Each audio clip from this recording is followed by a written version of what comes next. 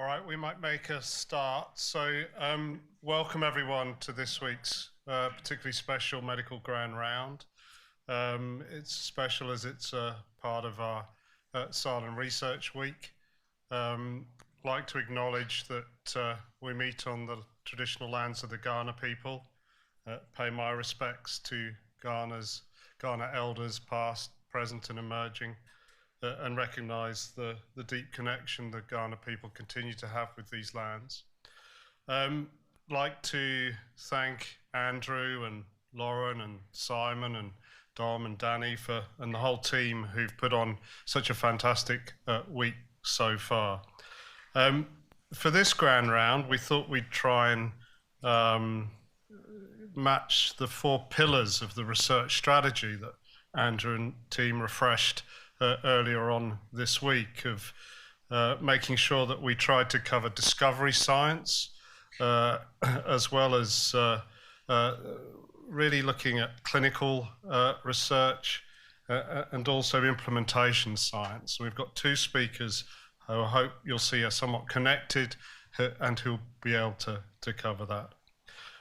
It's great to welcome David Lynn and Amy Keir to give the grand round today. I'll introduce David first and then Amy when she speaks. David is a systems immunologist we were just discussing. He's a professor here at Flinders University. He has a leadership role in SAMRI and also has leadership roles around the creation of genomic facilities around the state. His interests have been particularly on the interaction with the microbiome and the immune system and the potential clinical relevance of those things. And he epitomizes excellence in discovery science, a recent Nature publication that I'm sure he's going to help us understand a bit. So please join me in welcoming David to give the first presentation of this week's Grand Round.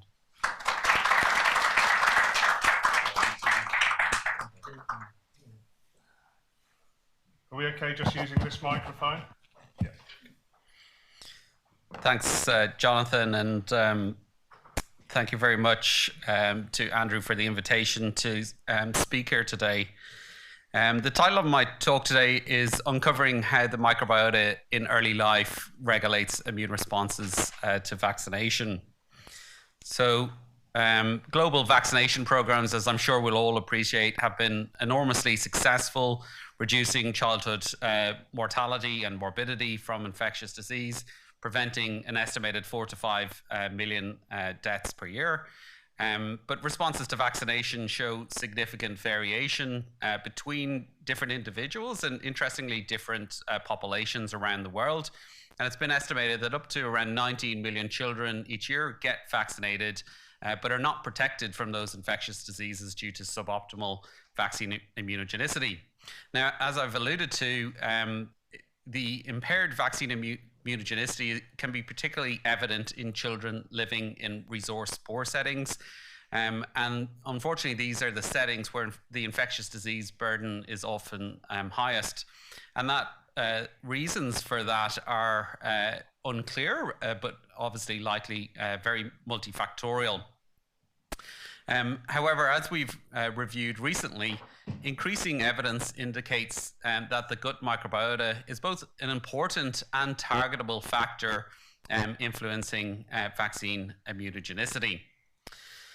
So our work in this area started a number of years ago in preclinical models, and what we did was to expose mice to antibiotics in early life to disrupt their microbiome and vaccinate them with a range of different vaccines that infants receive. And what we found was that the mice exposed to antibiotics in early life had lower vaccine immunogenicity than the mice that were not exposed to antibiotics, and that this was mediated by disruption of the gut microbiota, which could be rescued by restoring the microbiota in those antibiotic-treated mice. Now, we're in a hospital here, and so I know you guys, many of you won't believe mice, and so the next question was, is this something that happens in human infants? To address that, we partnered with my long-term and close collaborator, Helen Marshall, who I'm sure many of you will know at Women's and Children's Hospital, and we established this observational cohort study called the Antibiotics and Immune Responses, or AIR study for short. Vaginally born healthy term infants. So really the only difference between those infants was whether or not they were exposed to antibiotics. We follow those infants from birth until they were 15 months of age, measuring, taking a number of samples, stool to measure the composition of the microbiome in the infants, and blood samples longitudinally to measure immune responses to vaccination. Now, the infants in the study were either not exposed to any antibiotics, we call them the no ABX or control infants, and then we had 3 different antibiotic exposure groups in the study. The first group were the infants that got direct antibiotic treatment in the neonatal period, so we call those the neo-ABX group, and you'll see them in red in the various data slides that I show you throughout the presentation. We also then had infants that were exposed or might have been exposed to antibiotics via the mum. So we had an intrapartum antibiotic exposure group. So there are infants where the mum would have got a course of antibiotics around the time of labor. And then we had another group of infants where the mum was breastfeeding and on a course of antibiotics. And so there may have been some transfer of antibiotics across the breast milk affecting the infant. Now, we were blinded to which infants were in which group until the end of the study, and these groups were defined at the start of the study. So what we did, as I mentioned, we followed these infants from birth until 15 months of life, and we measured their responses or antibody responses to vaccination first at baseline, which is around week 6. So most of the primary vaccine doses, except for the hepatitis B given at birth, start to be administered at week 6 of life. So we measured those baseline responses, and then we measured antibody responses to 20 different vaccine antigens in sera collected from the infants at month 7, which is about 1 month after the first 3 primary doses of most of the routine vaccines. And then we measured antibody responses again at 15 months of life to kind of look at how those antibody titers start to wane over time and to see whether they might wane quicker in certain infants. So the data, I'm just showing a selection of the 21 different vaccine antigens, because we also measured IgA responses against rotavirus. Just showing that expected pattern over time. You see that boost in the green middle graphs, indicating significantly elevated antibody responses after the 3 primary doses, as you'd expect, and then that waning at 15 months. These are log plot graphs, so you can see that there's quite a lot of variation between infants. So next, what we wanted to do was to break down those antibody responses based on the antibiotic exposure group and see whether there are any differences depending on what types antibiotic exposure the infants were exposed to. So I'm just showing you a selection of antibody titers against a selection of vaccine antigens. In blue, you can see, and let me just see if this works. Yeah, in blue are the control infants. They're infants that weren't exposed to either maternal or direct antibiotics.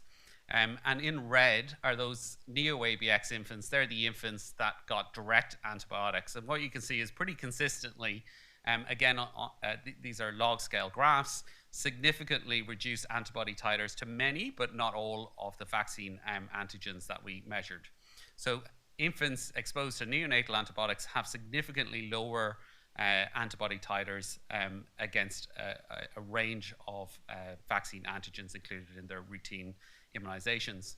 As you'll notice, we don't really see very strong effect or any significant effect in the infants exposed to intrapartum antibiotics, and there might have been some effects in the postnatally exposed infants, but they were also pretty modest. So pretty restricted to the infants that got direct antibiotics. And as I'll show you some data in a few minutes, we'll be able to show you as to why we think that's the case. So in terms of whether this reduction in antibody responses in the infants exposed to antibiotics is clinically relevant or not, we also looked at the proportion of infants above the seroprotective threshold that's defined for many of the vaccine antigens. I'm just showing a breakdown here of control infants, again in blue, versus infants that got exposed to any antibiotics. What you can probably see is pretty consistently the red bars are lower than the blue bars, and the little stars indicate where that reaches statistical significance. So a pretty consistent trend, particularly for polysaccharide antigens in the pneumococcal PCV13 vaccine, so that the proportion of infants above the WHO-defined seroprotective threshold is lower in those infants. So there are fewer infants that would be expected to be protected if they were exposed to antibiotics. Now, obviously, we're an immunology group, and we want to try to understand why is that the case and work out the mechanisms involved. In adults, it's been shown that there's a correlation, at least, between what is happening in the peripheral blood in terms of the transcriptional response and how well you respond to a vaccine or not. So we hypothesized that there might be something different about the infants exposed to neonatal antibiotics at the time of vaccination in their peripheral blood. To assess that, we performed RNA sequencing to measure gene expression responses in about 330 samples collected from the infants. You can see in this plot here, and this is a plot of all the different data points. Gray is post-vaccination. This is pre-vaccination. So you can see transcriptionally, you can pick up quite a strong effect of being immunized on the blood transcriptome. And the types of genes and pathways that are differentially expressed are kind of what you expect. Now, what's interesting is when we break this down again by the antibiotic exposure group. I'm showing you a heat map here. Red means increased, blue means decreased. And these are particular pathways, or what we call blood transcriptional modules, that are altered in the infants. And what you can see here is that particularly in these neo-ABX infants, you've got all these modules that are significantly upregulated. Now, they're all modules related to inflammation, monocytes, and toll-like receptor signaling. So the infants who are exposed to neonatal antibiotics at the time they're getting vaccinated have a kind of pro-inflammatory signature in their blood transcriptome that we can detect.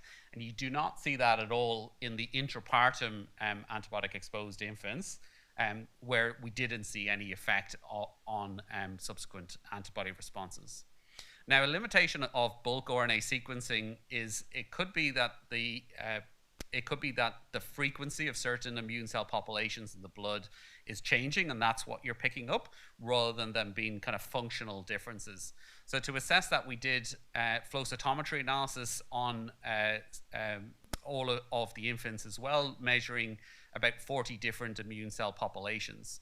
I'm just showing you a plot down here. It's called a volcano plot, but basically you can see that anything below this line is not significantly changed. So what we found was there was no real effect on circulating immune cell populations in the different antibiotic exposure group, indicating that these transcriptional changes are functional changes in the cell types rather than just the numbers of those types of inflammatory cells changing.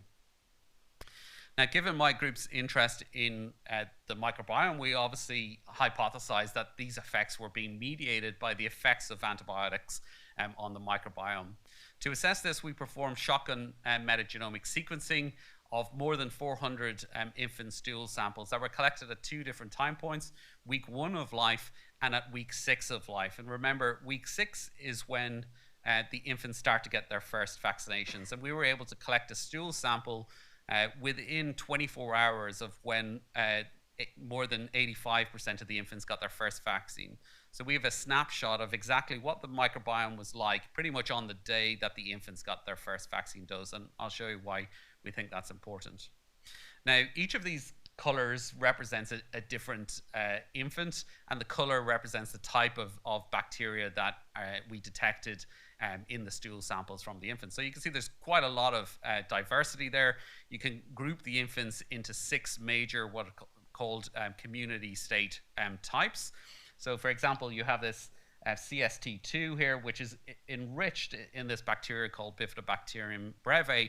And if you look at the odds ratio as to whether or not those infants are exposed to antibiotics, very strong probability that those infants did not have antibiotics. So that's kind of our control infants. Whereas we look at the CST5, and these are dominated by this green color, which is largely types of E. coli, and they're more likely to have been exposed to antibiotics. Now we can drill down in this further and look at what bacteria-specific taxa are differentially abundant in the 3 different antibiotic exposure groups. Now, if you haven't seen these types of plots before, they're called a volcano plot. And basically, the higher up the volcano you are, the more changed that thing is, right? So what I'm plotting here is individual bacterial taxa and how their relative abundance changes compared to infants that didn't get any antibiotics. And then we've colored the dots in based on the antibiotic exposure groups. So you can see yellow here is intrapartum antibiotics, and red are those neo-ABX infants, the ones that got the direct antibiotics. So you can see at week 1, there's lots of yellow on that plot, indicating we can detect the effects of those intrapartum antibiotics in the first week of life on the composition of the gut microbiota, and we can also start to see those effects of the direct antibiotic exposure. Now, when we do this again, if we go and do this sequencing again at week 6 of life, you can see all that yellow is now gone, right? So the effects of intrapartum antibiotics on the microbiota have resolved by the time the infants are getting their first vaccinations, whereas that's not the case in the infants that had those direct antibiotics. And we think this is why the infants that have the direct antibiotics have impaired responses to vaccination, but the infants that got the intrapartum antibiotics do not. In those direct antibiotic exposed infants, they have a loss of a whole lot of types of bacteria called bifidobacteria. They're a commensal bacterium that's supported by breastfeeding and tend to dominate the healthy infant microbiota in early life. Now, why do we think they're important for vaccination? Well, if we then correlate the abundance of those types of bacteria with the antibody responses that the infant had with subsequent vaccine antibody responses. So this suggests that the reason that the infants who had direct antibiotics have worse responses to vaccinations because they've lost these bacteria that are supporting those optimal antibody responses in some way. Now, this is obviously an observational clinical study, and it's very difficult to prove that that's correlation that I'm showing you there is causal and is really the driving factor. So to investigate this, we're able to return back to our preclinical mouse models, and instead of using antibiotic mice, we're instead using what's called germ-free mice. So these are mice kept in these isolators. They have no exposure to microbes whatsoever. And what we can do is to kind of use those mice as blank slates. So what we can do is we can put in different strains of mice into the germ-free. So let's say put the blue strain into this one, put the red strain into this one, and we keep some as germ-free. And then we can vaccinate those mice with the same vaccines we give the infants and see whether the mouse colonized with the red strain or the blue strain has a better response to that vaccine. And that's a way to prove causality. So that's what we did. And the reason we can do this, particularly with the PCV13 vaccine, which is that pneumococcal vaccine, is that germ-free mice have really poor responses to that vaccine in particular, but not all vaccines. So it seems that this vaccine, the pneumococcal conjugate vaccine, is particularly dependent on getting extra signals from the microbiota to work well. And just up here are our control mice. These are normally colonized mice. So we can put different things in here, like our bifidobacteria, and see whether that's sufficient to restore antibody responses to vaccination. That's exactly what we did. We colonized these germ-free mice with bifidobacteria in early life, and we're able to show here in this kind of purple color that antibody responses to the PCV13 vaccine are restored in those mice, showing that there's a causal relationship between bifidobacteria colonization and good responses to vaccination. And what I'm not showing you is we put in lots of other different types of commensal bacteria, and none of them could restore responses to vaccination. So it's only the bifidobacteria that could do this. And then we went on to kind of look at the immunological reasons for this. We were able to show that by colonizing the mice with bifidobacteria, we were able to restore what's called germinal center formation. So this is a key process in optimal B cell formation that occurs in lymphoid tissue. And you can see when you colonize the mice with BIF, you get much better germinal centers, and we can actually visualize this using confocal microscopy. And you can compare your normally colonized mice and germ-free mice, and you can see you get this beautiful formation post-vaccination of these tertiary structures in lymphoid tissue, in the spleen in this case. But that doesn't occur as well in the germ-free mice, and we think that's one of the reasons why these mice have impaired response to vaccination. We think this actually goes back right to the early innate immune response to vaccination, and we were able to look at the draining lymph node of vaccinated mice just 24 hours post vaccination and look at what changes occur there. In those draining lymph nodes, you have this critical process called antigen presentation, where the vaccine antigen is taken up and presented to the adaptive immune system. This requires those antigen presenting cells to be activated, and they upregulate markers like CD86 when they're regulated. Now, this occurs within 24 hours in normally colonized mice, but germ-free mice fail to upregulate these activation markers. But as shown in this pink here, if we colonize those mice with bifidobacteria, we can restore those responses to vaccination. Now, those data suggest that if we could restore bifidobacteria colonization in infants that were treated with antibiotics, then maybe we could restore their vaccine immunogenicity back up to the same levels. Now, obviously, we want to be able to intervene in infants after they've had their antibiotic exposure, so a bit later in life. In the experiments that I showed you, we were colonizing those germ-free mice from birth, right? So that's not going to be feasible if the infants get antibiotics sometime in 28 days later. So we want to see how late in the process might we be able to intervene to restore antibody responses, and can we do it with a probiotic that's already widely used in the clinics here, our neonatal units here in South Australia and Australia more broadly. So that's what we did in this experiment. We chose a probiotic called Inflorin that's widely used in preterm infants for the prevention of NEC. So it's very long history of clinical safety.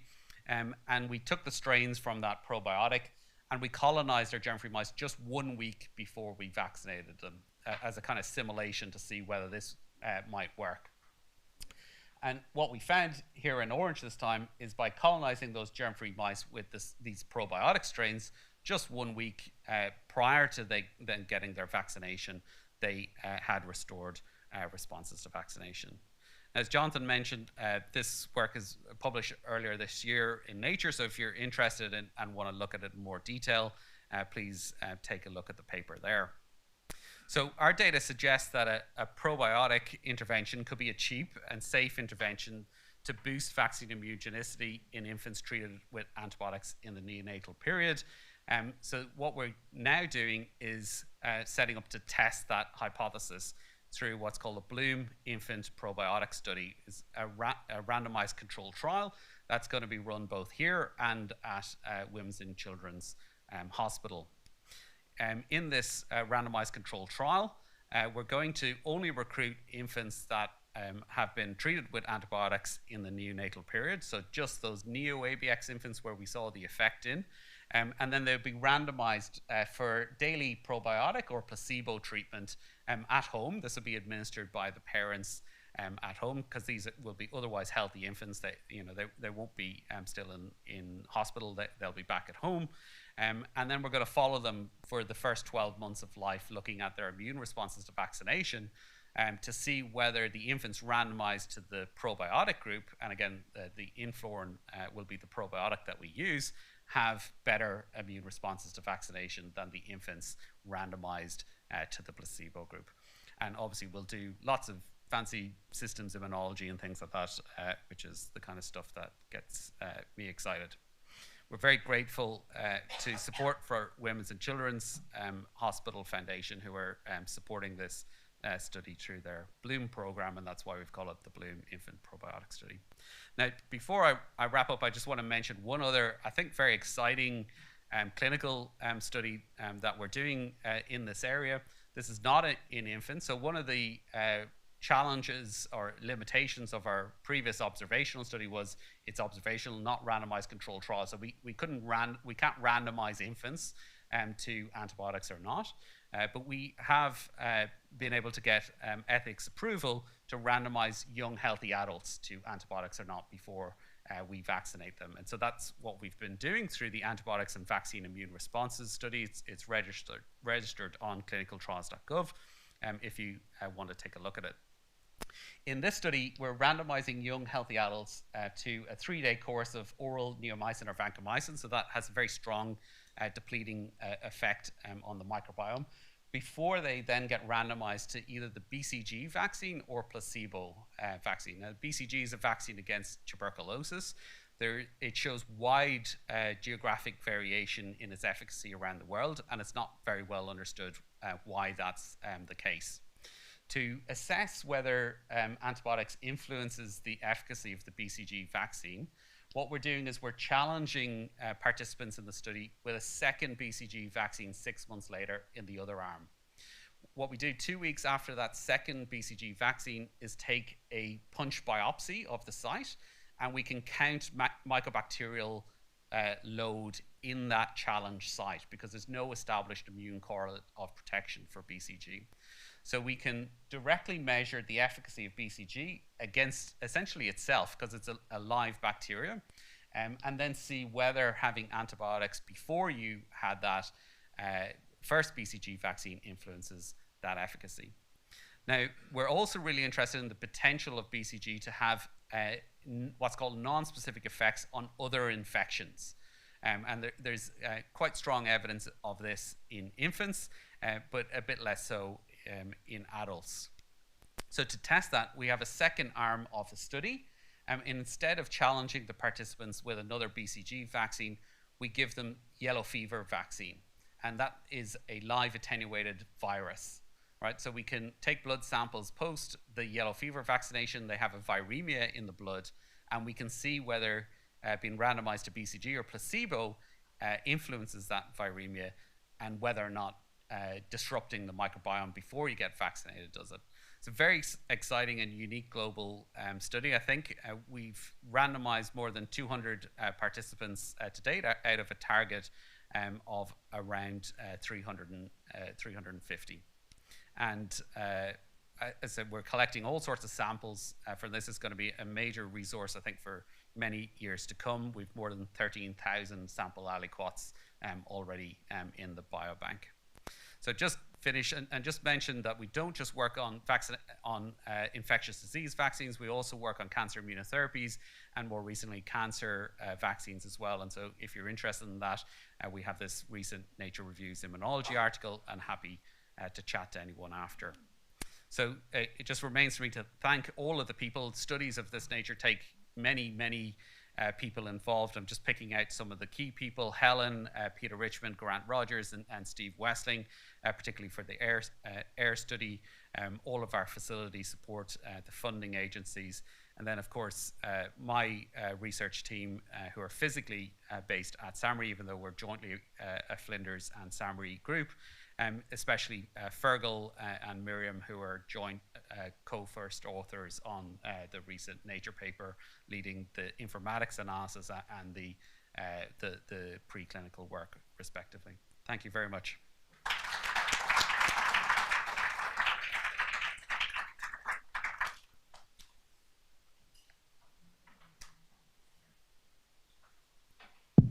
David, that's a fantastic talk. Thanks very much. It's an incredible wealth of experimental studies that you've presented there.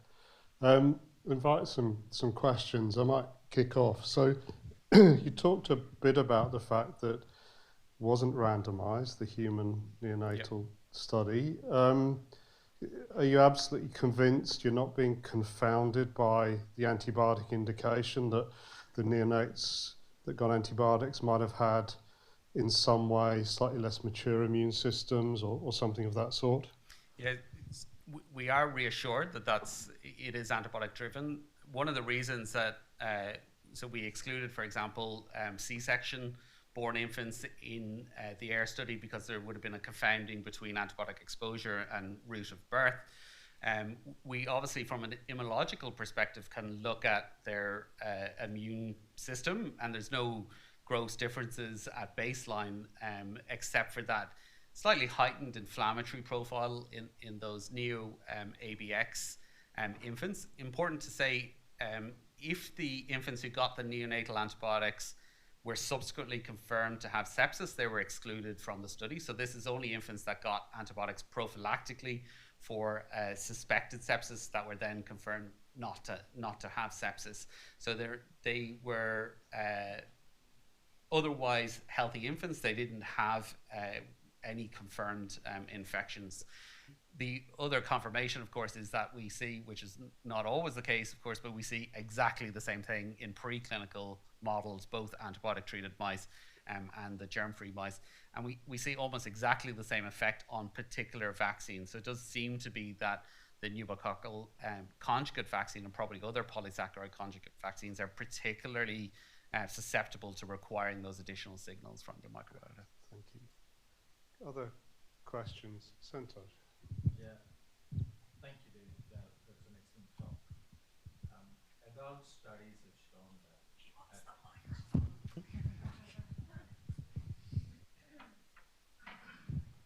Thank you for that excellent talk. Adult studies have shown that by 6 months, most of the people who had been exposed with antibiotics recover their gut microbiome, and by 12 months, almost 100% recover. So when in your study, did you further look at 3 months or 6 months to see what's happening to the microbiota of these babies? No, unfortunately, we weren't able to collect samples at those later time points. As you know, in any clinical study, it's a choice between how much burden you put on the participants and what are the critical samples to collect.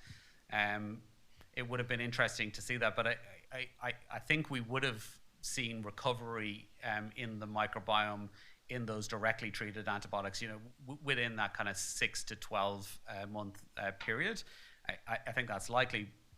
The issue, I think, is that those first weeks of life are a really critical developmental period, and if you take away those signals coming from a commensal microbiota during those periods, even though the microbiome itself subsequently recovers, that can have potentially lasting impacts.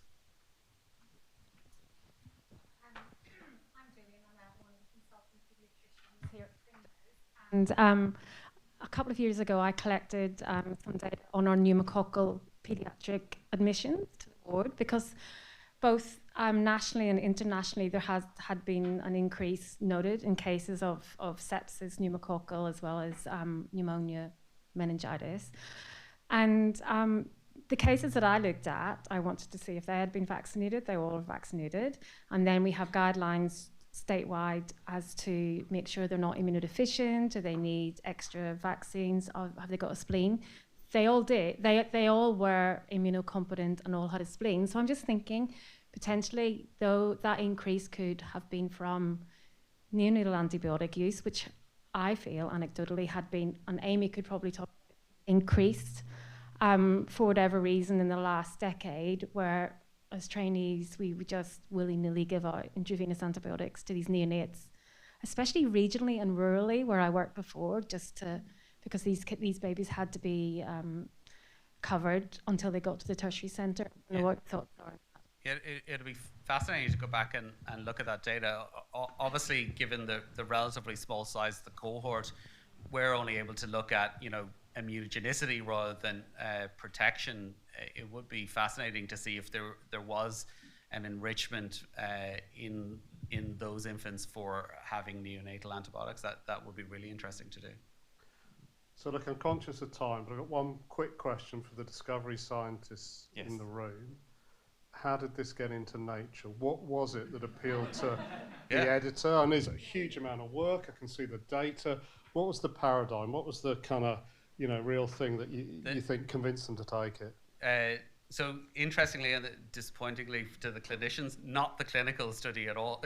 The showing causality and mechanism was what Nature wanted. So it was the mouse work that sold them, and it was an enormous endeavor by the whole team. We had a lot of the story, but they wanted a lot more mechanistic data, and so that basically my whole team worked for nearly 6 months to get everything that they wanted. The rebuttal to the comments that we received in the first round ran to 40 pages of response. So the demands to get into Nature are extreme. David, thanks very much. Thank you. Fantastic talk.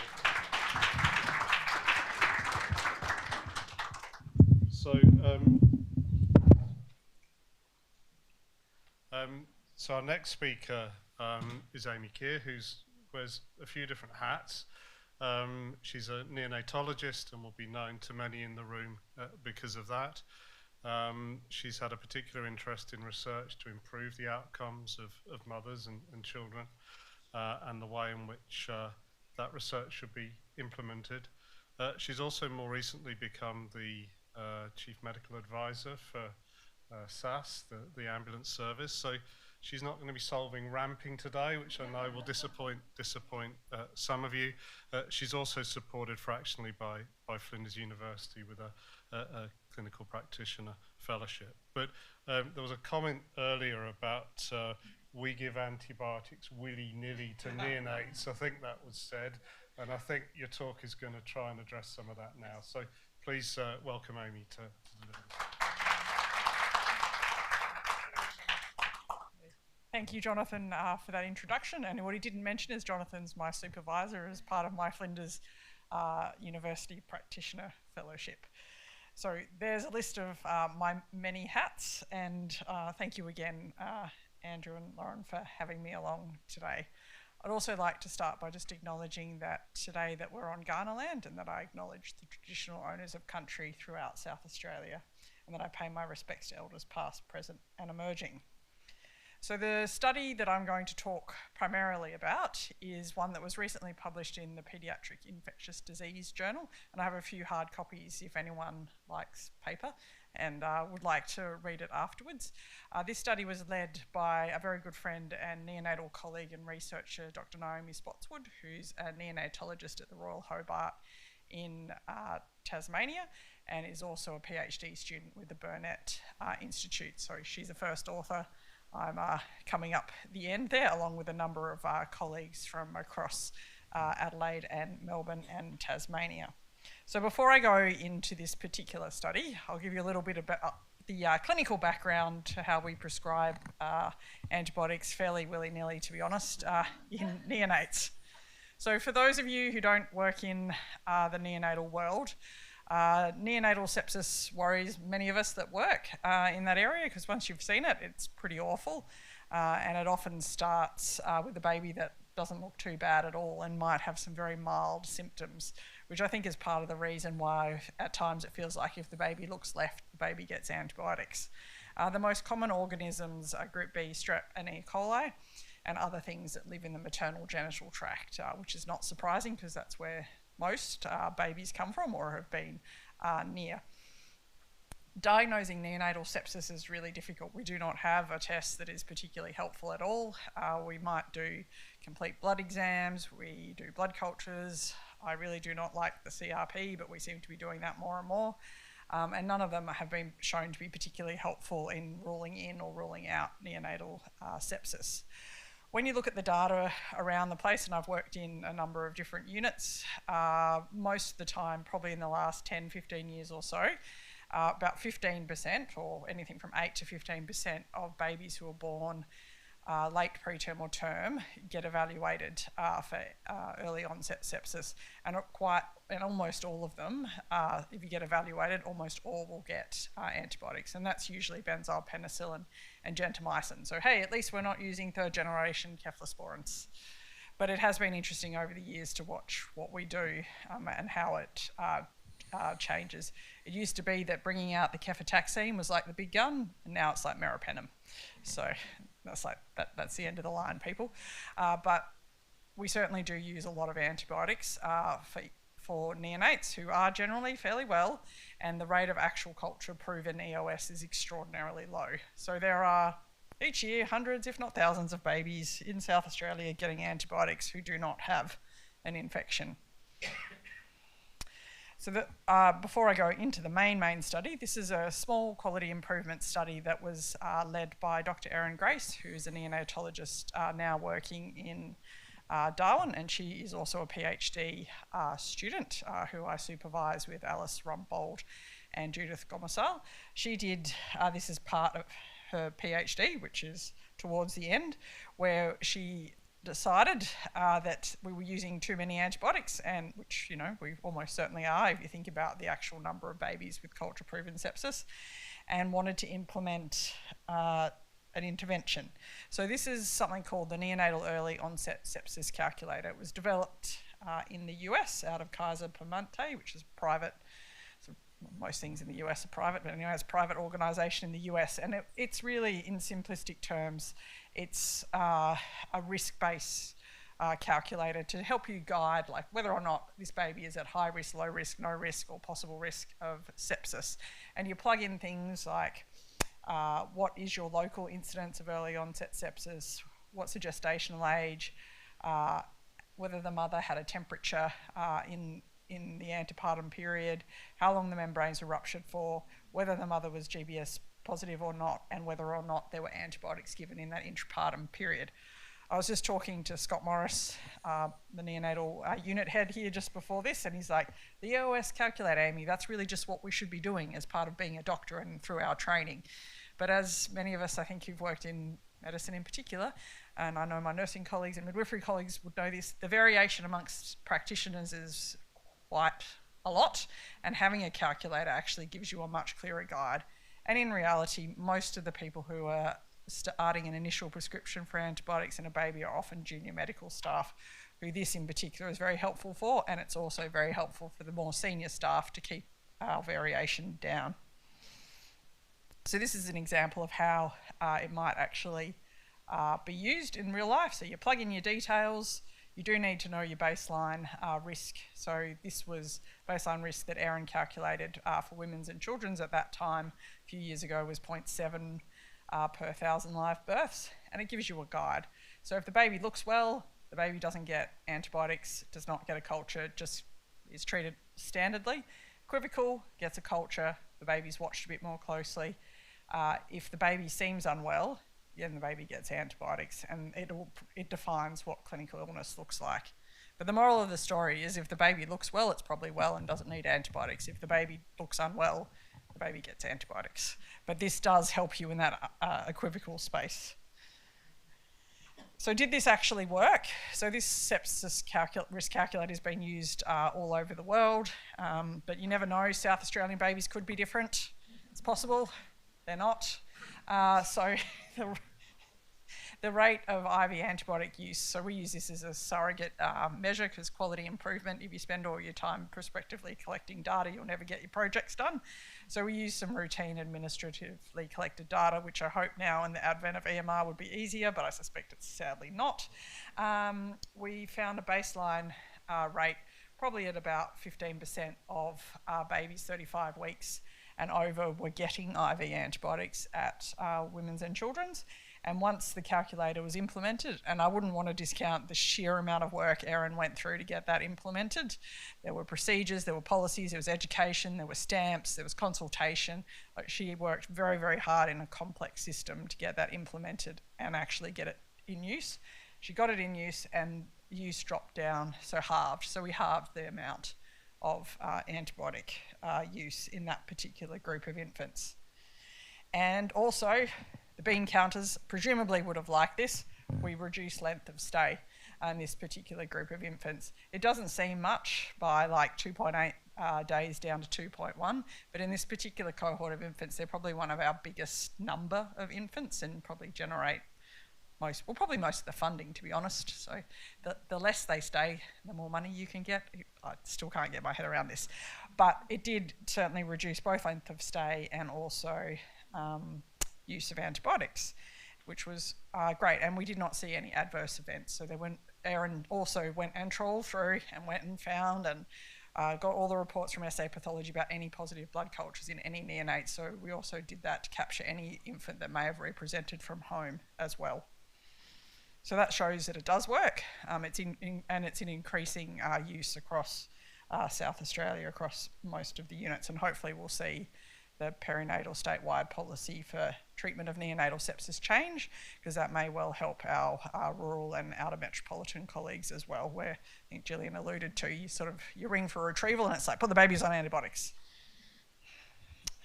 Now, on to the main part of my second act. So this is I guess the work that Naomi did, and it was around trying to understand how neonatal practitioners make decisions in settings of diagnostic uncertainty, which is that is what neonatal sepsis is really. And I found this quote that says, "Medicine is a science of uncertainty and an art of probability." I think that's kind of trying to make up a bit of a reason for some of the variation that we see that's probably actually, in all honesty, unwarranted. So what Naomi did, along with the rest of the study team, was try to understand what some of the influences are on clinical practice around the treatment and decisions to commence early life antibiotics in neonates. It was a cross-sectional survey of healthcare practitioners, so it captured junior medical staff, so medical trainees, our neonatal nurse practitioner colleagues, as well as our senior registrars, fellows, and also consultant staff as well. It was done across 3 Australian units, Women's and Children's here in Adelaide, Royal Children's in Melbourne, and the Royal Hobart. That was done because that's where all of us worked. But it also gave us a sort of a perinatal, one sort of mixed surgical perinatal centre, one quaternary centre, and another unit that really had quite a lot of perinatal with some surgical as well. So it had a reasonable mixture of units.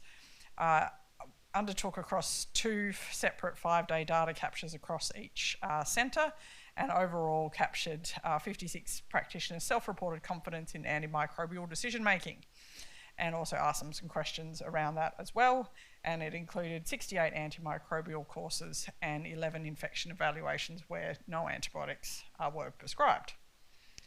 So reassuringly out there, for those of us who like guidelines and actually think they do make a difference, which the evidence shows that they do, about 84% of people that participated in this study and used actual guidelines, which was reassuring. And the primary things that contributed around decisions were clinical risk factors, signs, and lab tests. Most commonly for us, that would be a CBE, usually a complete blood exam, and sometimes a CRP, and also a blood culture to start and stop antibiotics. And it was also reassuring to see that neonatology does appear to be a bit of a team sport. Most of the times, people were actually discussing amongst the team about whether or not it was the right decision to start or stop antibiotics as well.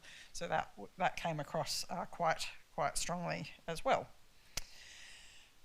So these were some of the questions that were asked. So it sort of gives you a bit of an idea about whether or not the clinicians that were surveyed had certainty, a bit of certainty, or were totally certain that what they were doing was the right thing.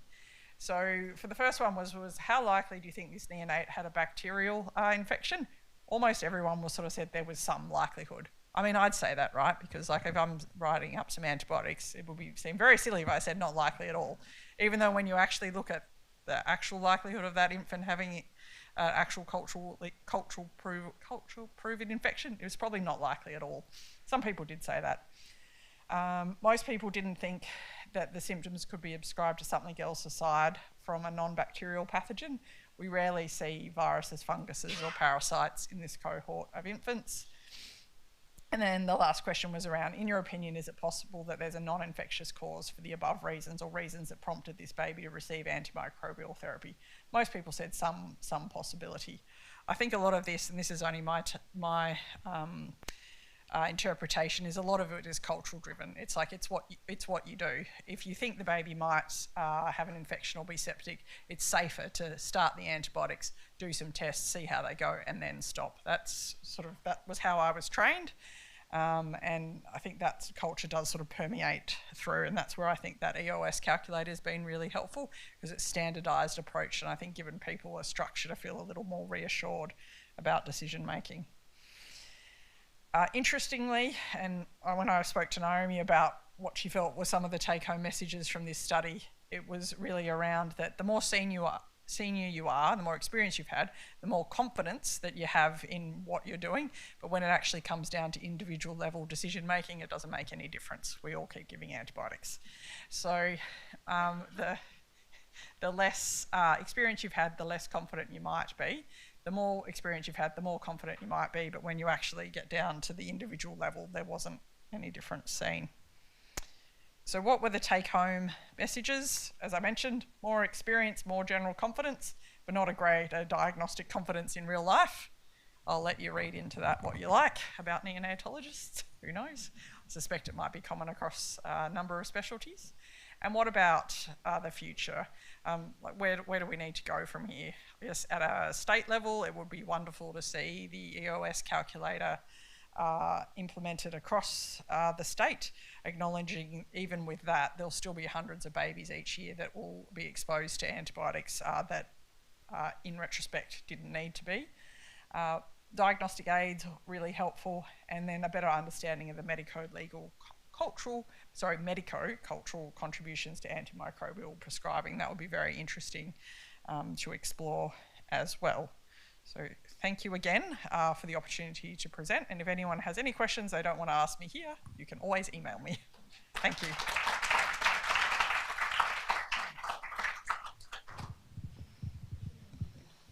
So not completely willy-nilly, but... No, sometimes. Can I just ask, so you emphasised the decision-making rule, and how should that be embedded in EMR or others? You know, can you automate it and have it sent to me that all of a sudden there is this high risk, or is it just going to carry on being passive, that you've got to think about it and enter it? I think most of the time, if a baby is deemed to have no risk factors for sepsis and has been born and it's very standard, the medical team is often almost not involved at all until sort of discharge and for discharge checks. So that cohort of babies is reasonably protected from antibiotics in that regard. Not that I'm disparaging the benefits of being seen by a doctor at some stage. The babies that there's concern, so there's been prolonged rupture of membranes, there's been a maternal temperature. Pretty much in every unit I've worked in, the midwives are very good at ringing for a review, and then that's when the baby would get reviewed by a nurse practitioner or RMO or registrar, and then that is part of their assessment. So pre-EMR, that was built into having a stamp in all of the notes, and something similar could be done with EMR, although that often can be a little bit tricky, but is potentially doable. But I think, in all honesty, the calculator seemed to be taken up very well because it gives people a structure, and especially when you're less experienced, it being very clear that you use this and it will tell you what to do is actually really appealing, and it's actually based on evidence. Yeah, Michael. Thanks, Amy. Really interesting. You opened your talk by saying how catastrophic sepsis was in a neonate, if you've ever seen it.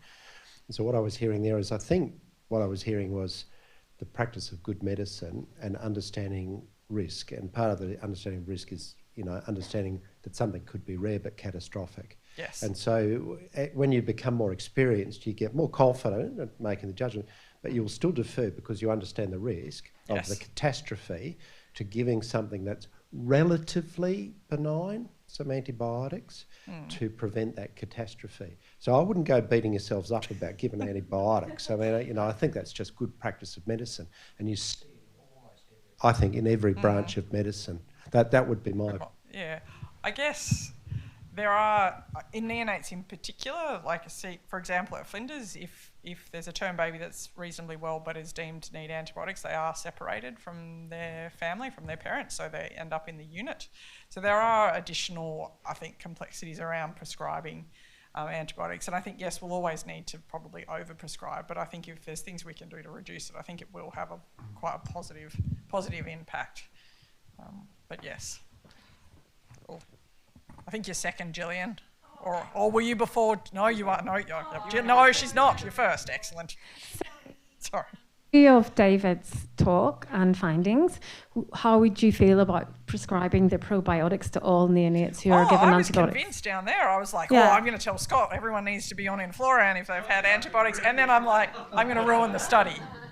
Oh, yes, it's something that I would mention if I was talking with a family that has a little bit of reluctance about starting antibiotics in that cohort.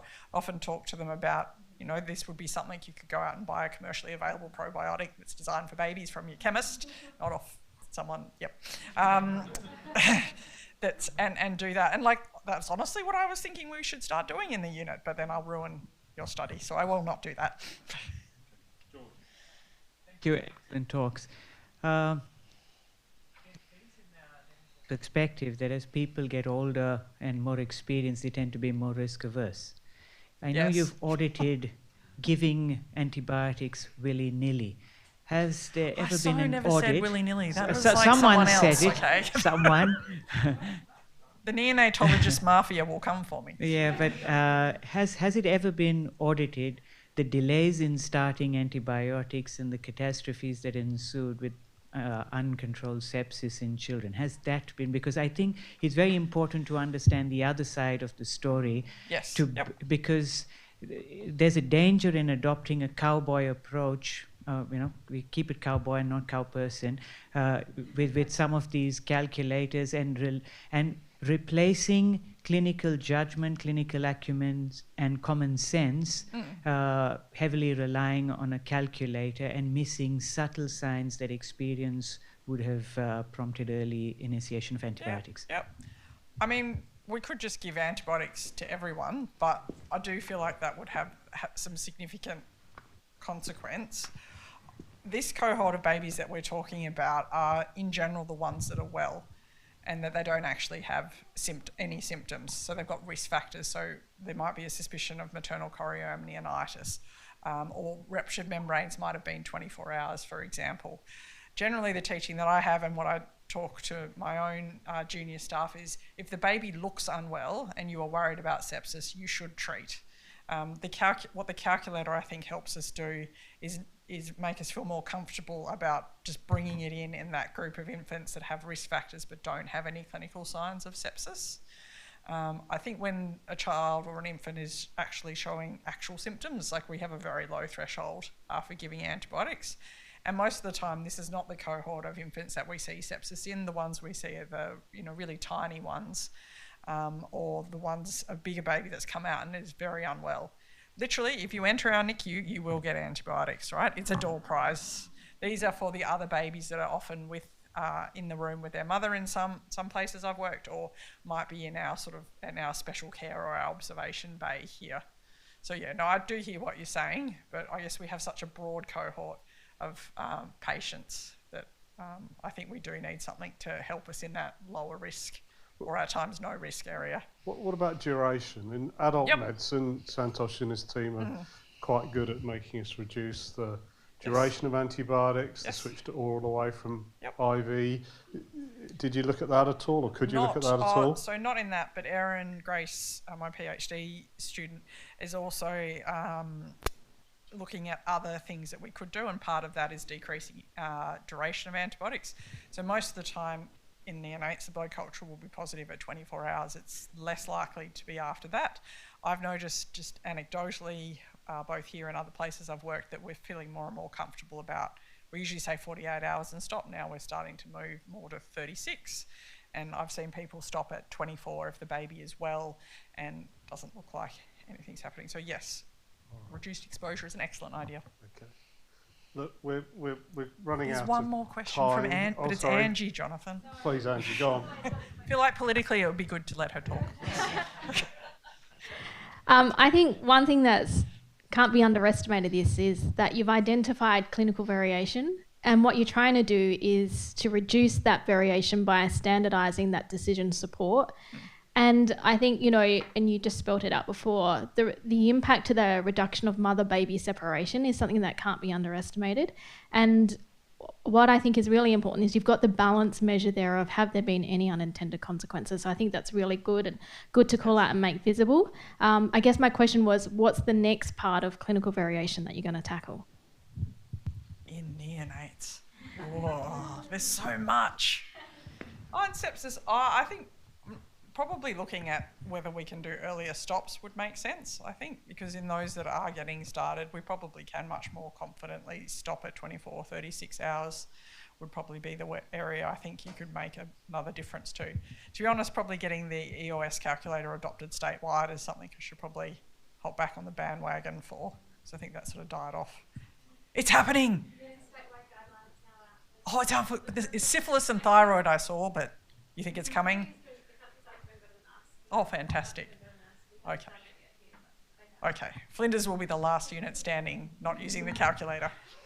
All right, so look, I'm going to stop there because I'm aware that at 2 o'clock there's also some great sessions, and encourage you all to come and attend those as well. I think that's been a fascinating grand round, taking us from really extensive systems immunology, a Nature paper, astonishing insights, perhaps for some of the first time, in the impact that antibiotics may be having on the immunology of our neonates, but then also to combine it with some really practical steps of what we can do to more accurately prescribe antibiotics has been fantastic. So please join me in congratulating both speakers on a great day.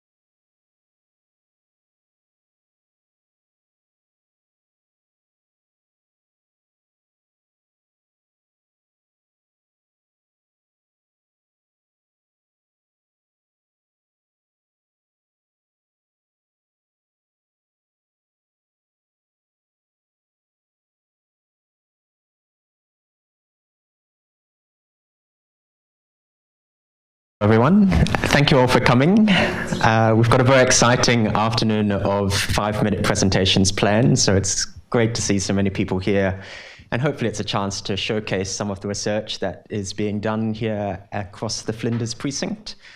My name's Anthony Koo. I'm a neurologist here at Flinders, and I'm joined by Kirsty McDowell, who is the Executive Director of Allied Health here at SALHN.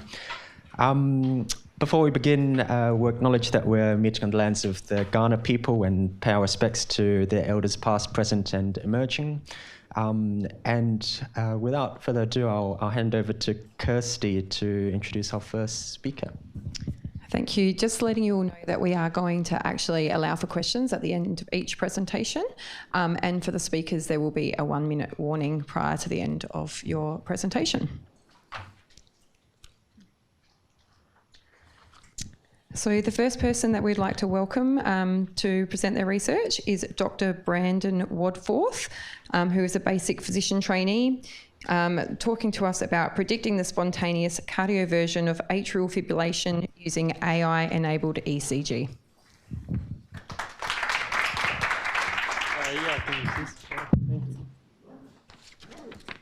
Hello everyone. Does this work by any chance? My name's Brandon. I'm one of the BPTs here. We published a paper on this, which the QR code links to if you're interested in reading it. We're trying to predict the spontaneous cardioversion of atrial fibrillation using AI-enabled ECG. So this is an ECG, this showing atrial fibrillation. AF is the most common heart rhythm disorder worldwide. It's characterized by an irregular heartbeat, which can produce symptoms such as palpitations, but whilst being symptomatic for some patients, is generally considered a benign cardiac disorder.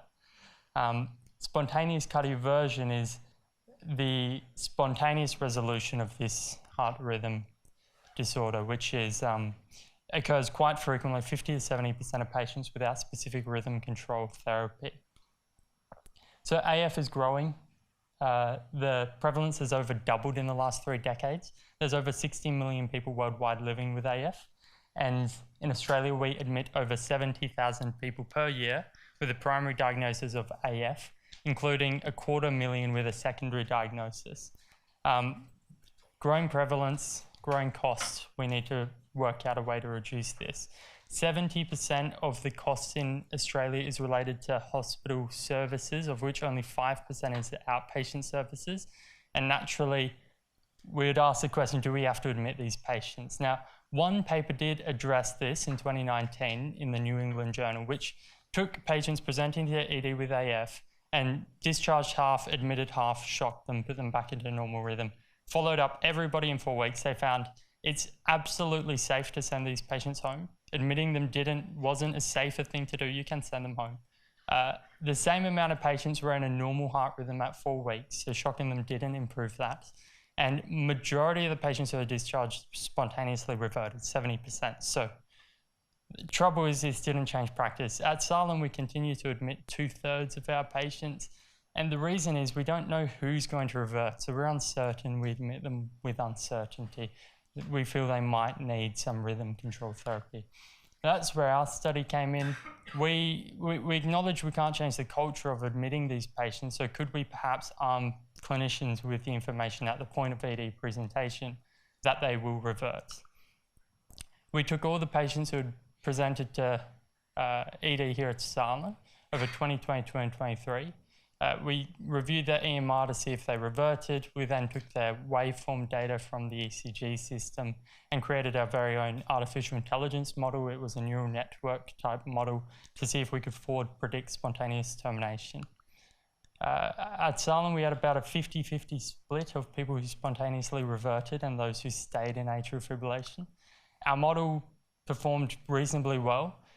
Our AU-REC was 0.742, which is modest, but these neural networks work well with 10,000 ECGs. We only had 500. The fact we could achieve this kind of accuracy with a small data set is encouraging.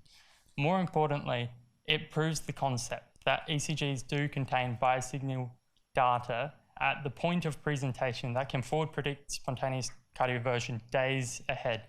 And two, nobody's shown this before. This was the first time this has been demonstrated, so it's potentially opens up the doors to new sort of diagnostics. We took it a step further. We said, would this save costs? Cutting to the chase, we found that you'd save about $1,300 per patient and reduce hospitalisation by 33% if you were to use this at the point of ED presentation to determine whether to discharge patients. I remind you there's over 70,000 admissions a year in Australia with primary atrial fibrillation. I know you can't really extrapolate data out, but $1,300 per patient, 70,000 patients, we're talking like $80 to $100 million a year on a national scale. It's big if we can start using these artificial intelligence tools at the point of presentation to determine discharge. I'll finish on this, which is a few points. The first one is we should try to predict spontaneous cardioversion for the patients. Patients don't want to be in ED, they want to be in their own bed. We know this, we speak to patients about this. This is what they tell us. Second, it reduces costs if we can stop admitting patients using AI. And third, we decongest hospitals. Full hospitals is what leads to ramping and long ED waiting times. So we should continue looking for ways to transition to outpatient care models. Thanks for your time. In particular, thanks Anand Ganesan. He's my supervisor, he's been great. Any questions? Thanks.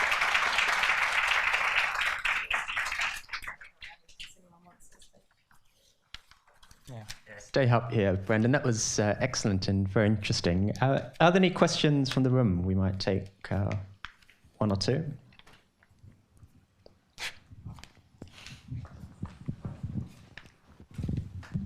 Thank you for this very interesting talk. I guess the question next is, what are some of the implementation and regulatory challenges that it stops us from implementing this into day-to-day practice for ED and other clinicians? Thanks. AI is new. We don't really have AI tools, TGA approvals, these sorts of things. It's still very new. We don't have clear guidelines as to what tools need regulation, whether it's going to be a government-based regulation like the TGA or whether it's going to be local governance that regulate these products. Also, our systems don't integrate them well.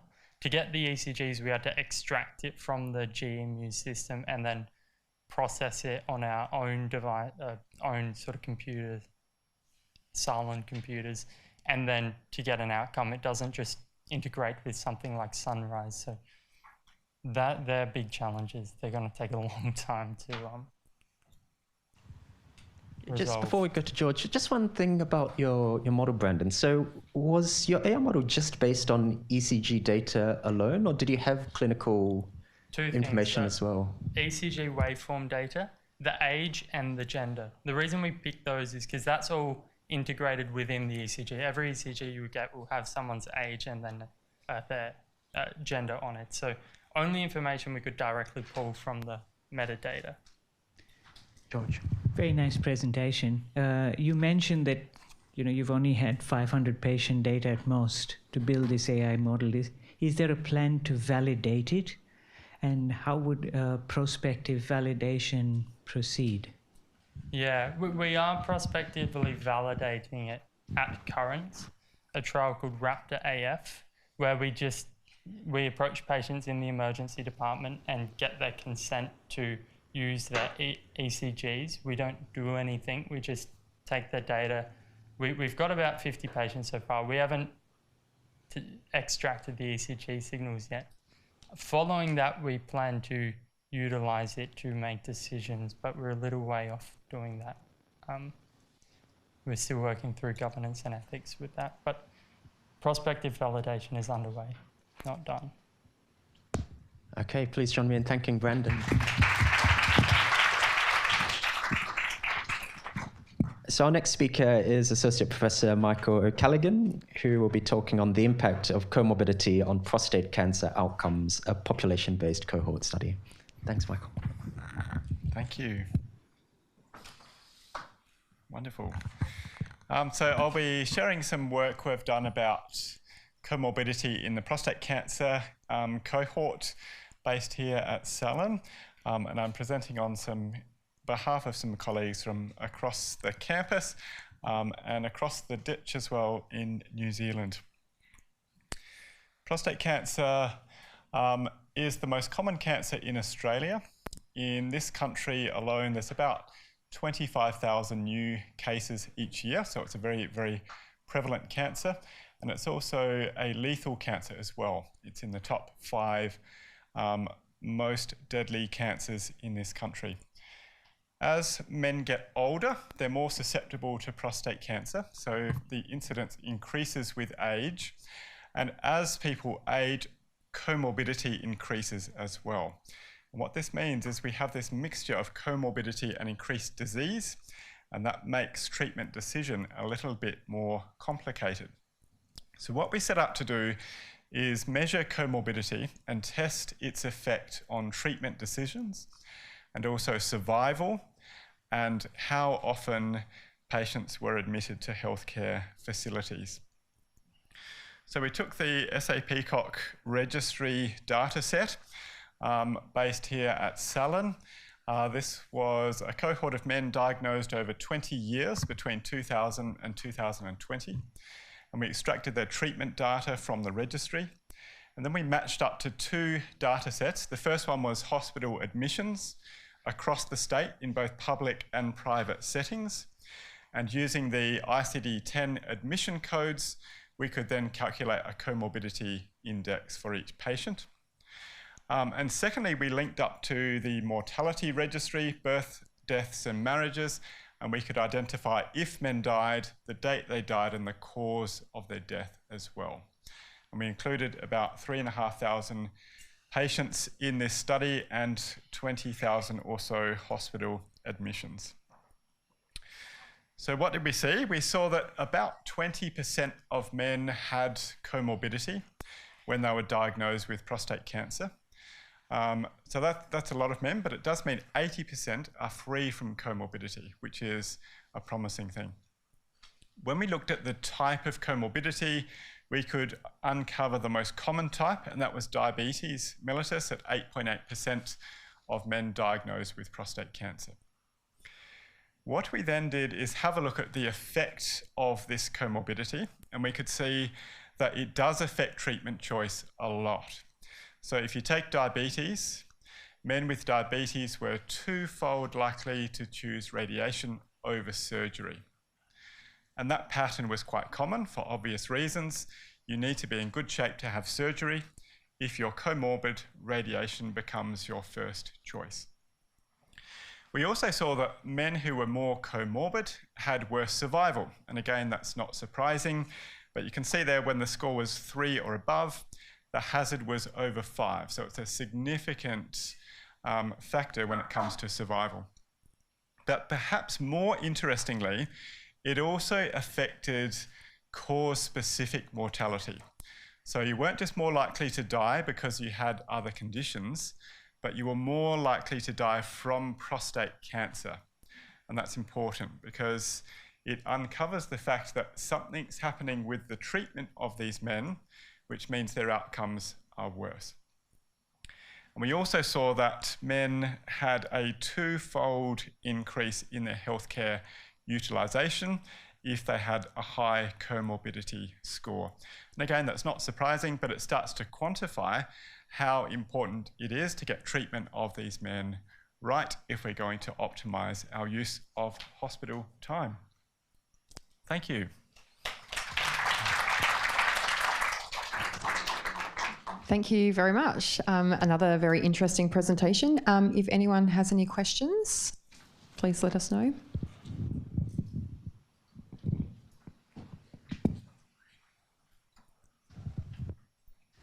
Michael, always a pleasure to hear you speak. One of the challenges that I've faced with these comorbidity data, and some databases have advanced care directives or the wishes of the patient. Do we consider it to covariate the patient's wish? And how much is that an influence on, if a person knows they're extremely comorbid and they choose not to do anything or choose palliation, is it okay to blame it on the comorbidity when we are looking for factors and not on the wish of the patient? And I know this data does not cover it, but what are your thoughts about that? I think that's a great question, and it's exactly why having a parallel qualitative research component would be really, really important here. So we can measure what people have, but uncovering what their wishes are and how that influences any decision making is really, really important. So we haven't done that yet, but maybe we could co-supervise a PhD student. Michael, thanks. Was your data set large enough that you could see if any of the treatments for diabetes actually influenced outcome? Great question. We haven't linked in the medications to this particular cohort. There's another parallel one where we have done that. And I would love to start looking at GLP-1 agonists and how that might be influencing their outcome. So not yet, but it's coming.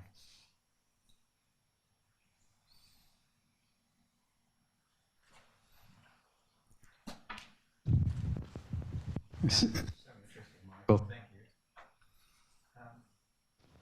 thank you. Can you tell whether there was any change over time? I mean, 20 years is a fair period of time. There might have been changes in treatment over that period of time. What can we learn from that? And how do you look at those sorts of things for people who are not used to looking at that? Mm-hmm. Good question. Treatment has changed a lot over that time. We did not look at how comorbidity profiles have changed over time. And again, I think that would be a good one to look at, but we haven't done it yet. Okay, we might move to the next person. Thank you very much, Michael. Well done.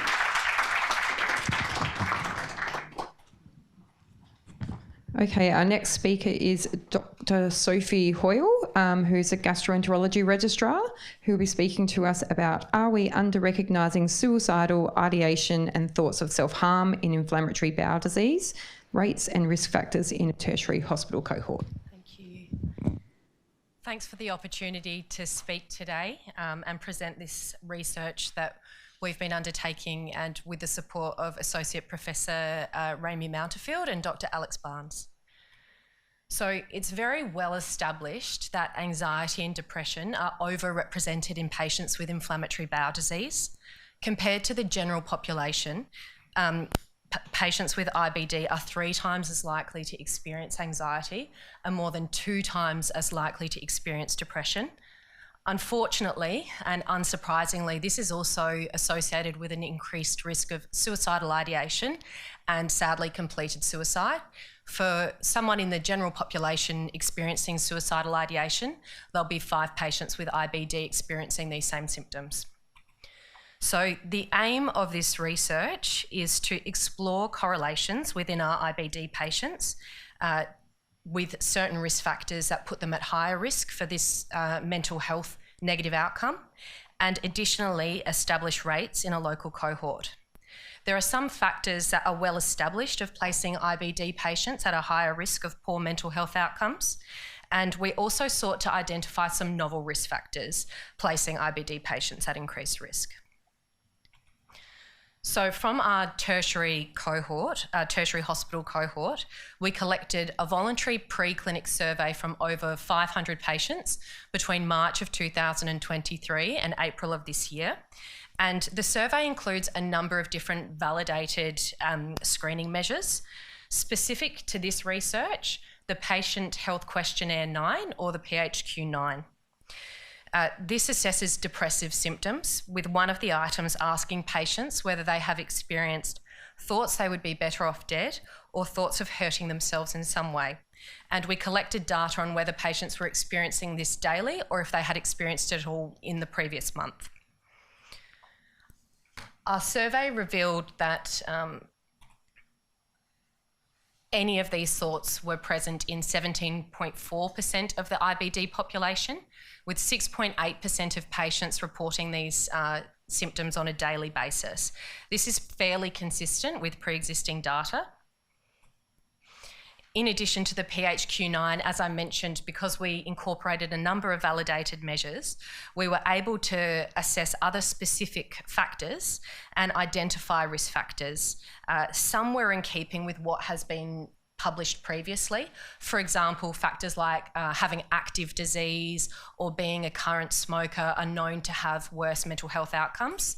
And our data was consistent with what has been previously published. But what is perhaps more interesting are some of the novel associations that we found. So patients with high scores indicating body image dissatisfaction were found to have an odds ratio of 6.57 for increased risk of reporting these symptoms, and patients with high disordered eating scores had an odds ratio of 8.06, and all of these findings were found to be statistically significant.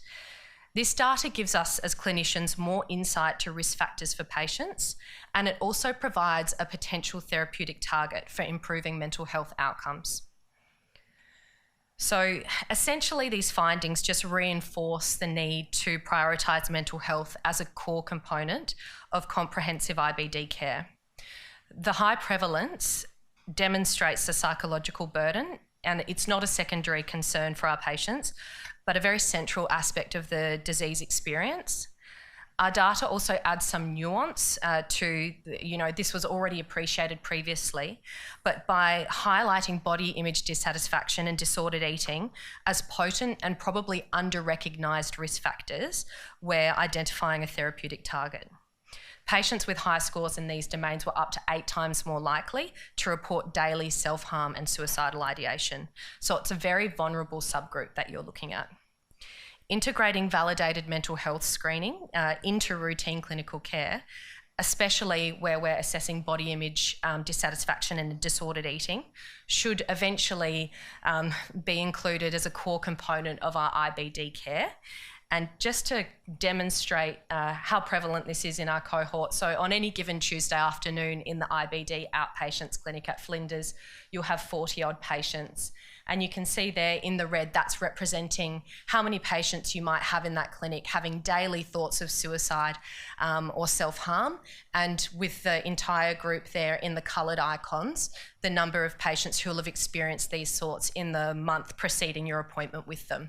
So it's really significant, and I think obviously highlights the need for psychology support and input for this patient group. Thank you.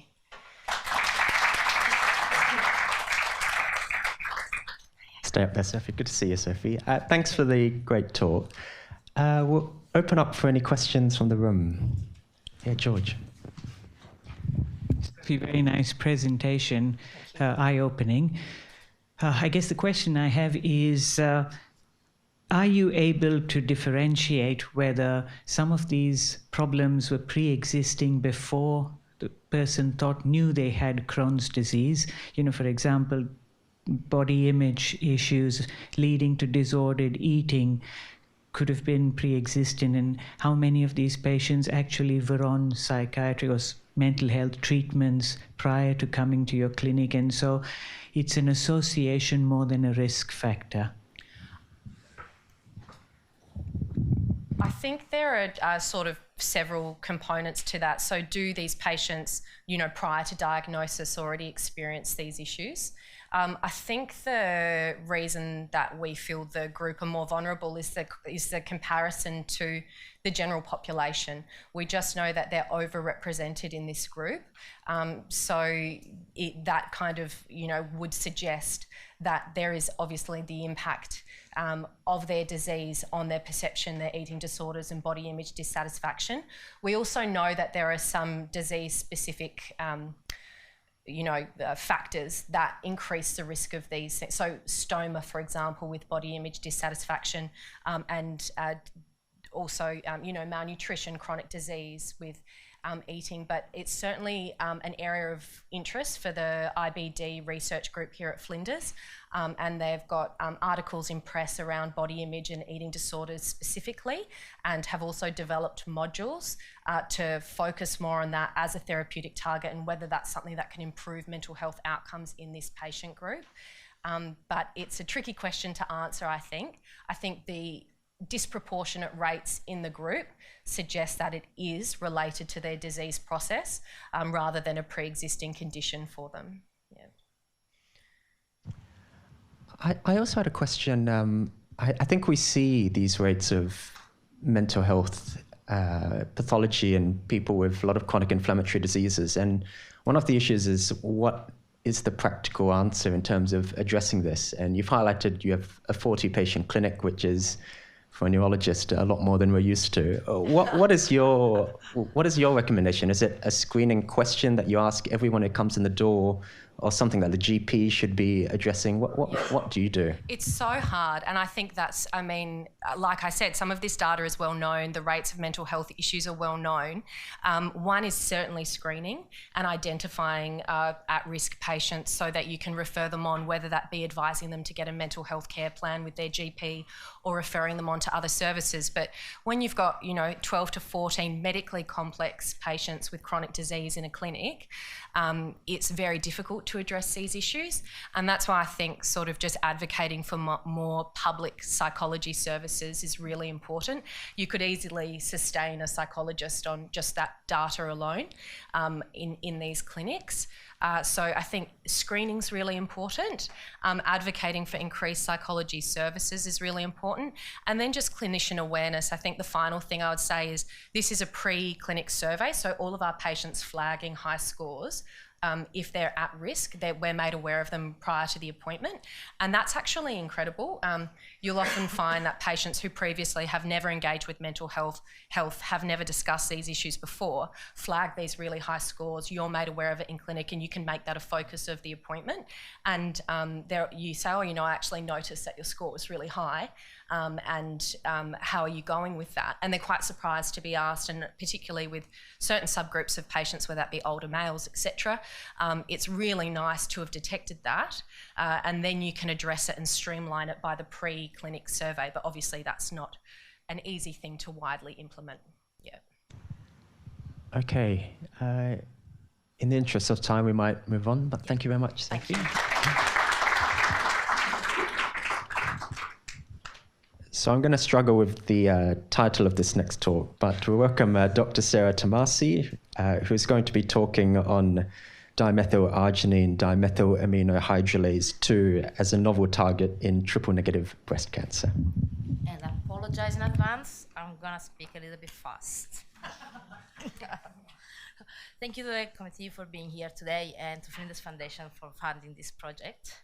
20% of breast cancer patients are diagnosed with a very aggressive subtype called triple-negative breast cancer, which is characterized by overall poor outcomes. Most breast cancer subtypes are effectively treated by hormonal therapy targeting one of the 3 receptors reported in this image. But triple-negative breast cancer is defined as such because it lacks all 3 receptors. Available treatments are generally quite invasive and often ineffective, so there is still high demand for novel target therapies. As a solid tumor, triple-negative breast cancer relies on adequate network of blood supply to grow and disseminate, so it is a highly vascularized tumor.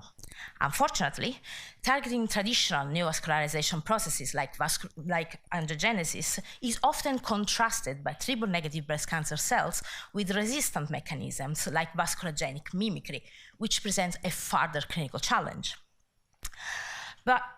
So in this context, our group has identified in DHH2 a protein that is an important player, and DHH2 is homolog to another enzyme called DH1, which is an enzyme important in the nitric oxide pathway, but DH2 does not share DH1 metabolic activity, and its biological roles are still largely understudied.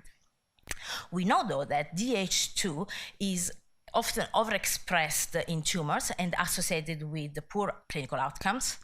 We also know that it is a key mediator of VEGF-dependent angiogenesis and also the life and activity of endothelial progenitor cells.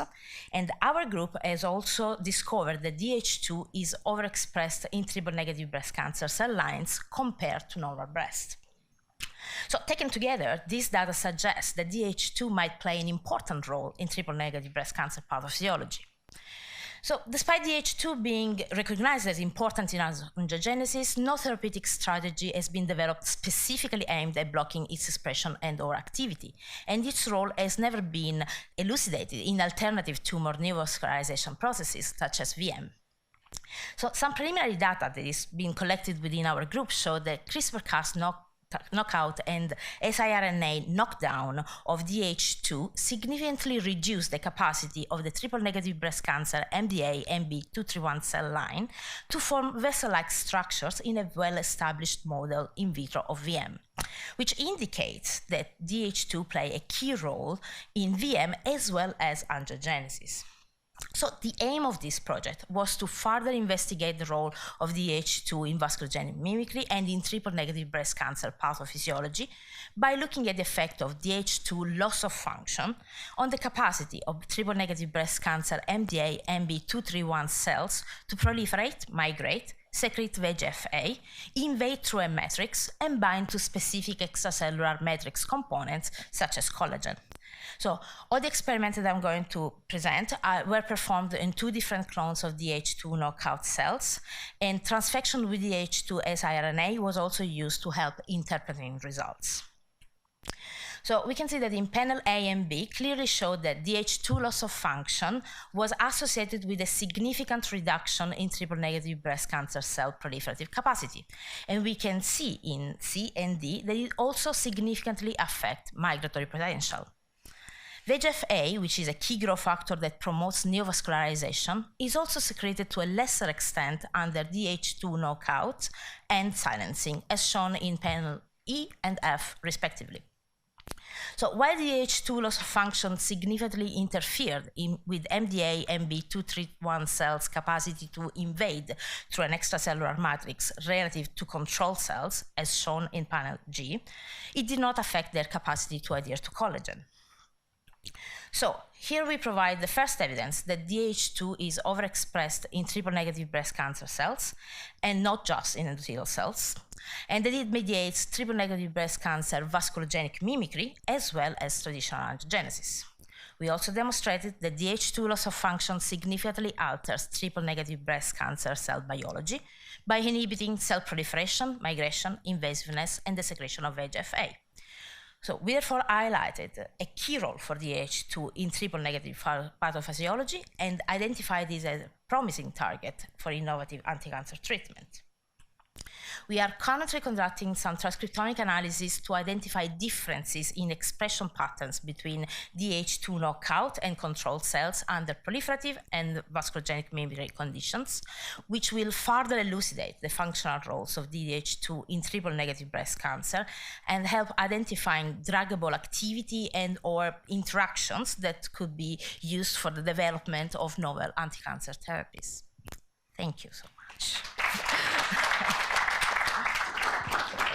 Thank you very much, Sarah. Any questions?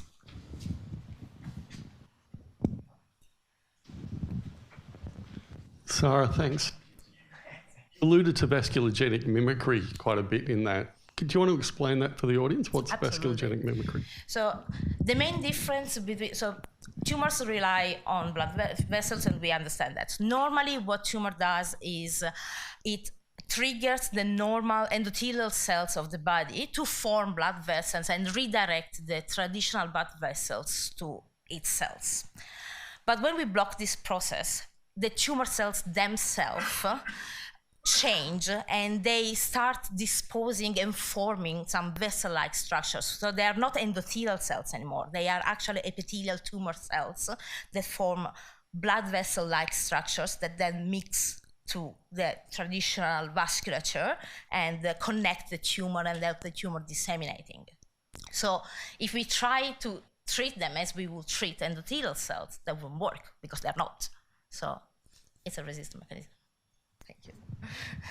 This is the first and probably the last time I'll hear about DDH2. But what does it do normally? Is it expressed? Is it present everywhere? And that's a very funny. That's a bit of a mystery because for a very long time it was thought to do exactly what DH1 does, and which is metabolizing an endogenous inhibitor of the nitric oxide synthesis. So nitric oxide is a very important modulator in the cardiovascular system and helps maintaining the homeostasis of vasculature. So if we block its synthesis, we have less nitric oxide, of course. These enzymes clear out the endogenous inhibitors of the synthesis, or at least DH1 does. For over 20 years, we thought that they was doing that, but there's very recent, very convincing evidence that it was just a very weird mistake of labeling in the original study. And so DH2 doesn't do that. We don't really know from a metabolic point of view what it does. We know that it's definitely important in vasculature, because if we remove it, we've seen in animal models, we've seen in cellular models, we've seen in a lot of different models that it alters the capacity to form blood vessels. And we know it's overexpressed in tumor associated with poor outcomes, but it's more what we don't know about it at the moment than what we know, because what we thought we know has been very challenged. So that's why we want to investigate that further and see if they can become a potential treatment. Okay, thank you. Sarah, please join me in thanking Sarah. Now we would like to welcome, sorry, I've just got to put my glasses on, and apologies if I pronounce your surname incorrectly, Dr. Monique Pizzaniello, who is a critical care RMO, who will be speaking to us about perioperative oral paracetamol, the greener and cheaper way.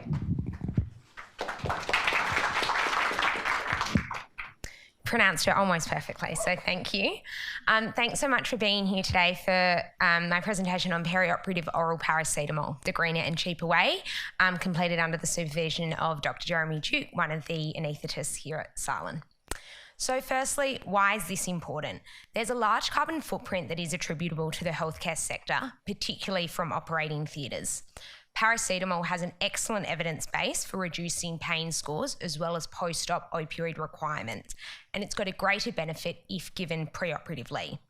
However, intravenous paracetamol is frequently used over oral, and it costs 41 times as much, as well as contributes 12 times more life cycle carbon emissions, so essentially a carbon footprint, compared to oral formulations.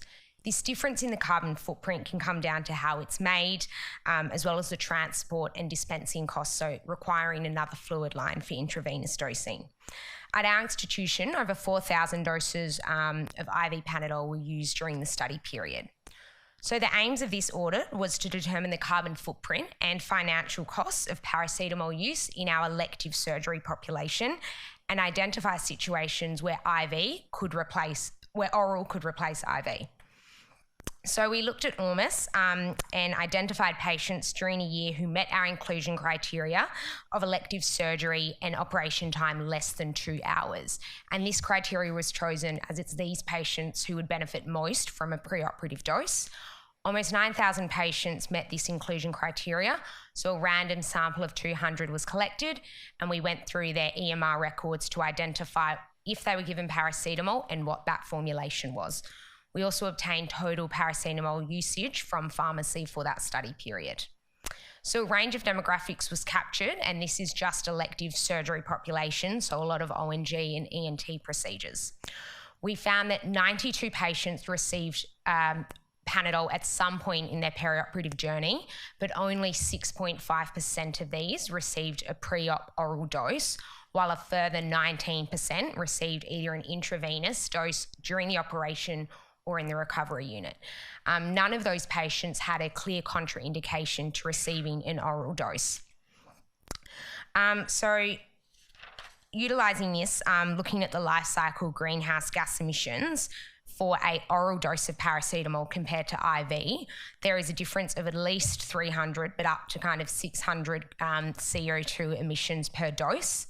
And in terms of the cost, tablet paracetamol costs less than 3 cents in comparison to $1.20 for every vial of Panadol. Extrapolating that data to our entire sample set, we think that potentially 1,600 doses of unnecessary IV paracetamol were used over a 12-month period. And with our pharmacy data indicating that around 4,000 amounts of IV paracetamol were used over this time frame, potentially 40% of these doses could be replaced by a pre-op oral dosage. If we made this simple substitution, there'd be a reduction of 98% in costs and an 89% reduction in the CO2 emissions, and this is just looking at an elective theatre population. That all sounds like numbers, but it is equivalent to about 190 litres of petrol or planting 7 trees in just this small sample. So what have we done with this? We're using this to implement a preoperative oral dose of Panadol for our elective surgery patients. So in the preoperative clinic, we're asking the interns and juniors that see the patients preoperatively to chart an oral dose of Panadol, and that's given to all our patients when they come through the day of surgery admissions.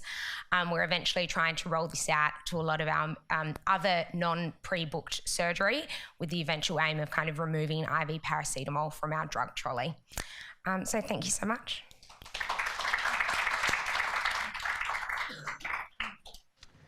Thank you for the practice-changing talk. Any questions from the floor? Hi, Monique. Nice talk. I'm just a bit confused. How would you expect to administer oral paracetamol intraoperatively? Did you sub-select for patients who were on spinal anesthesia and no sedation? That's my first question. And how would you time, or what would be the timing of oral preoperative paracetamol, knowing the half-life of the drug? And yeah, I'm just a bit confused about that. Sorry, I maybe didn't explain that clearly, but if the patients were to get the Panadol prior to the operation, then they wouldn't need an intravenous dose during the operation because you're not going to give it within the same 4-hour time frame. And we've specifically chose surgeries where the operation was less than 2 hours. So giving the Panadol dose beforehand would kind of cover them for that operation period, as well as into the immediate post-anaesthetic phase where exactly they wouldn't be able to have an oral tablet, but they've already got it on board. We have time for one more. Andrew?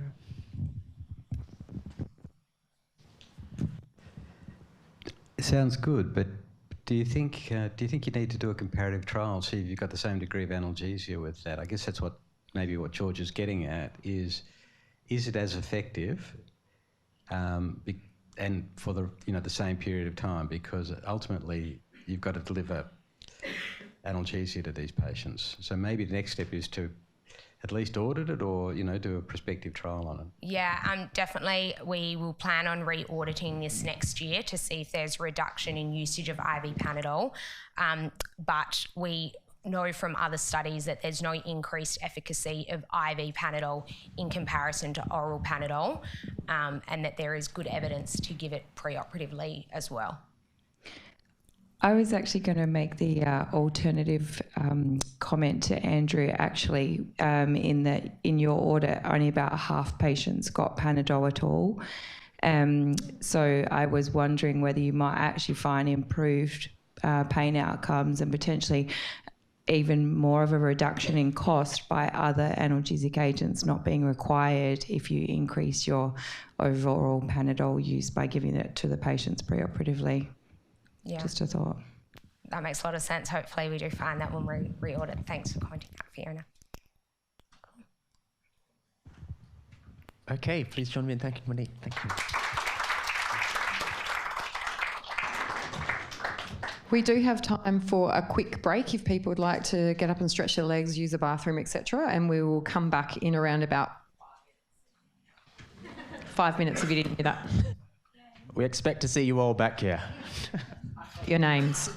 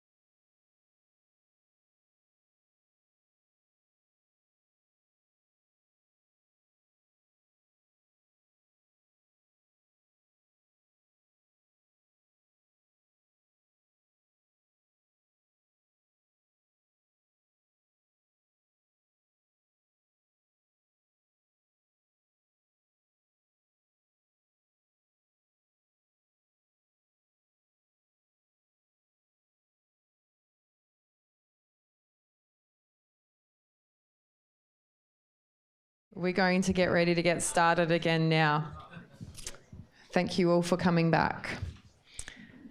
So I'm going to actually, you can introduce the next one. Sure. Yes, so the next half is, we've got another exciting lineup, but we're going to start hearing from some of our advanced studies students from Flinders University who often do extremely interesting and practical research as part of their degree. So the first talk will be from Rupert Benson, who will be talking upon evaluating the safety and efficacy of active surveillance for small renal masses, a SALHN retrospective cohort study. Thanks, Rupert.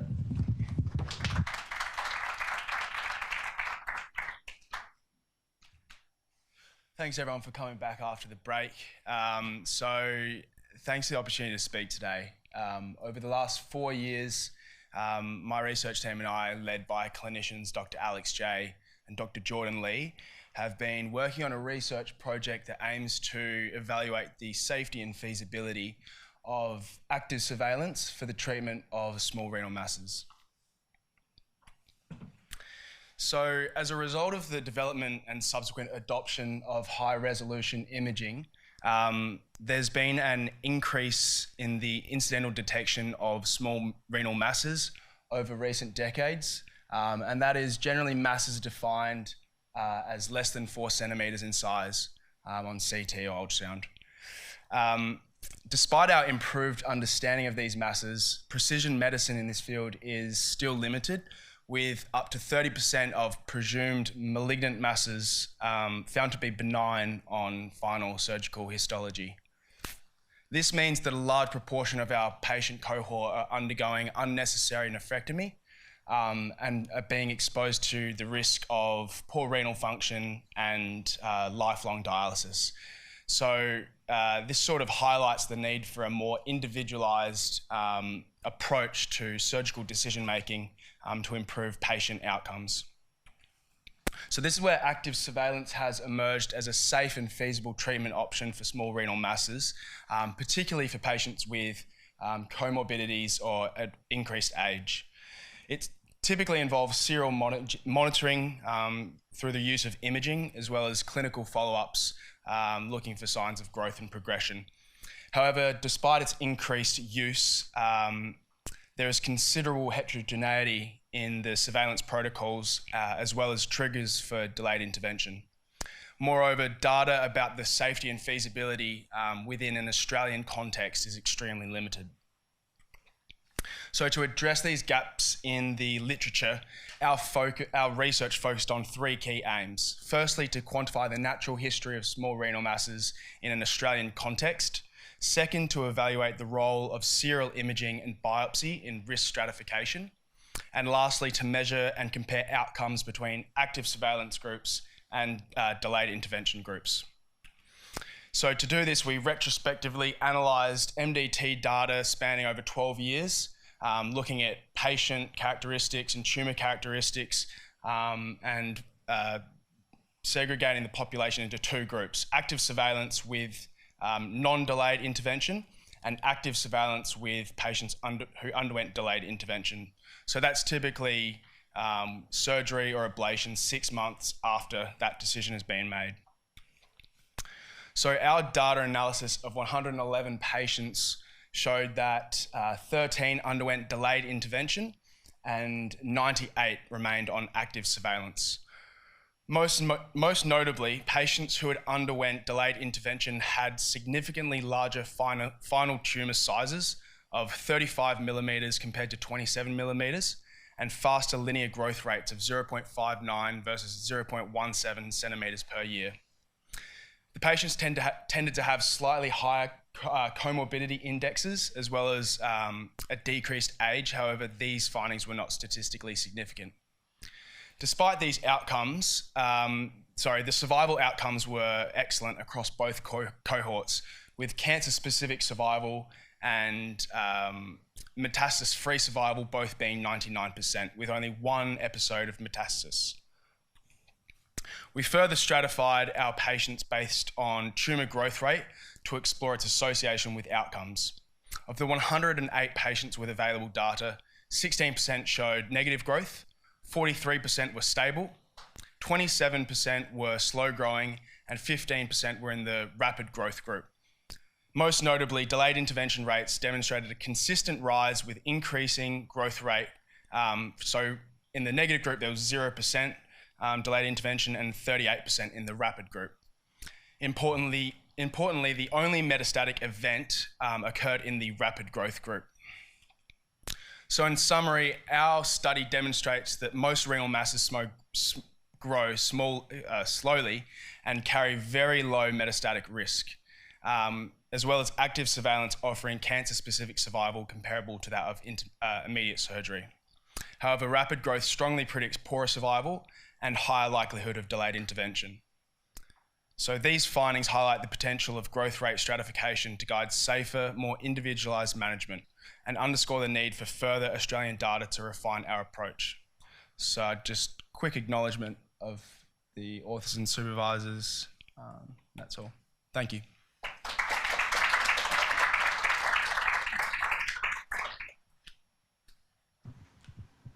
Questions from the room?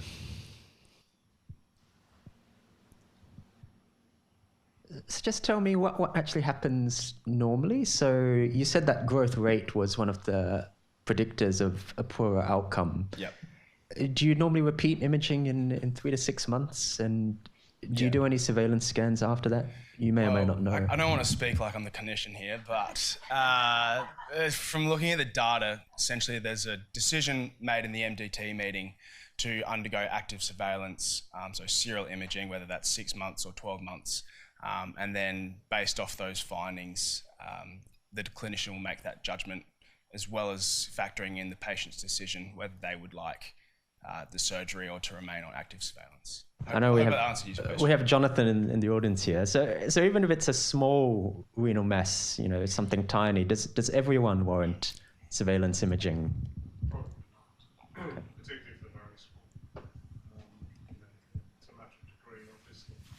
And the frightening thing is the definition of scans. You can pick up such tiny things. Yeah. But I think once you get to 2 or 3 centimetres, then, as you illustrated, it's probably wise to see. Thanks. Any questions from the audience? Okay, thanks a lot for the talk.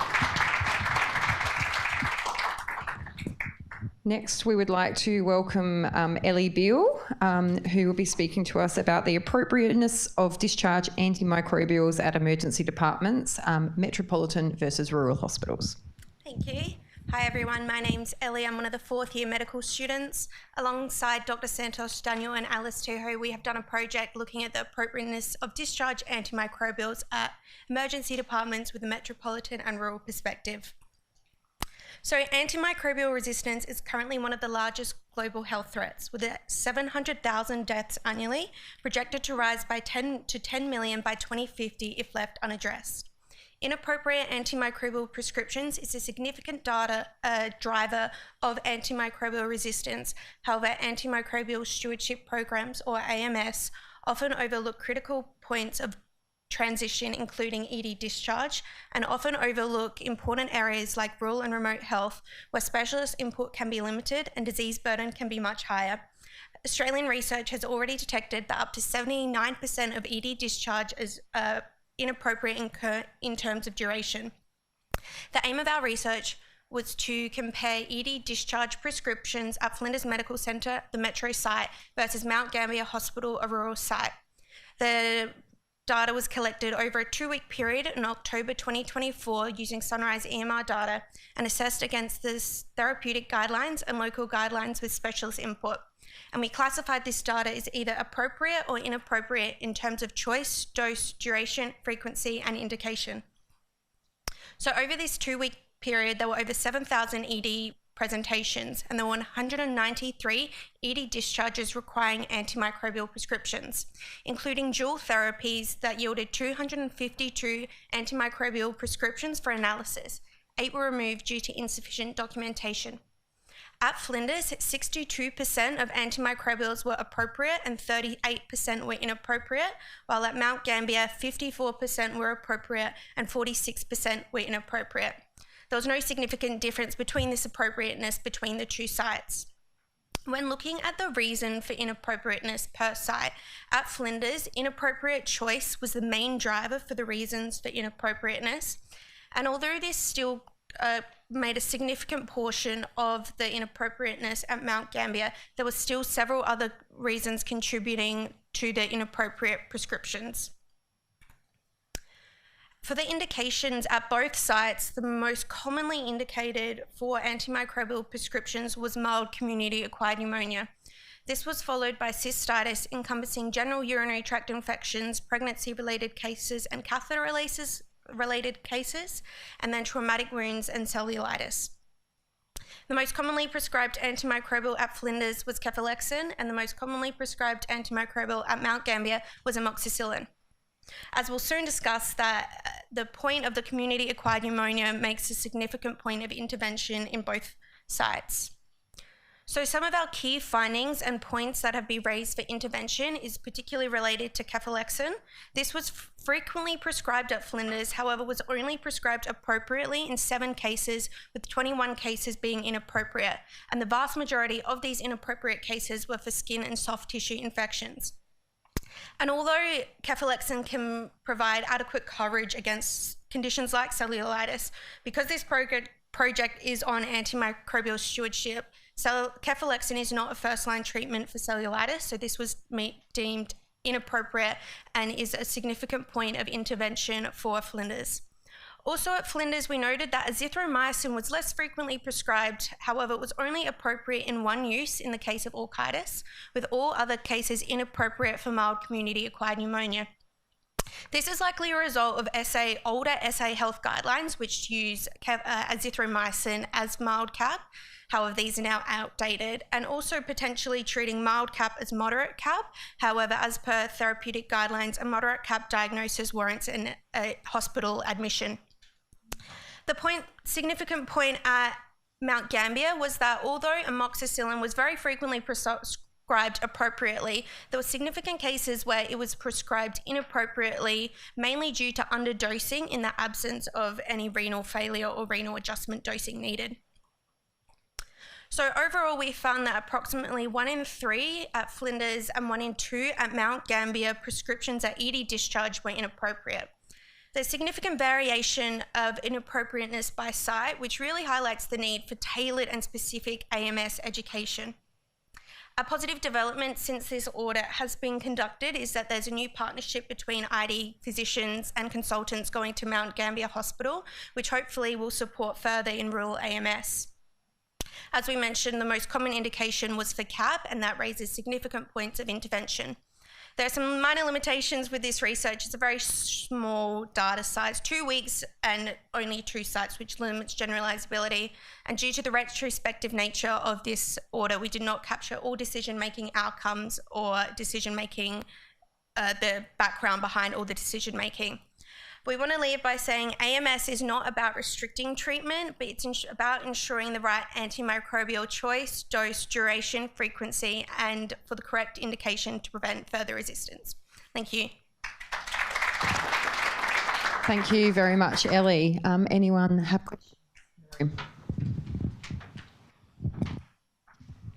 Great study, thank you. Did you have a look at whether the patients had a pharmacy review as part of the process steps? No, we initially had planned to see if there was an ID review, but because it was a discharge, there was no ID review. But I think there was also a study done internationally in the US which used pharmacy review as a point of intervention. So I think that's definitely a good point for further research.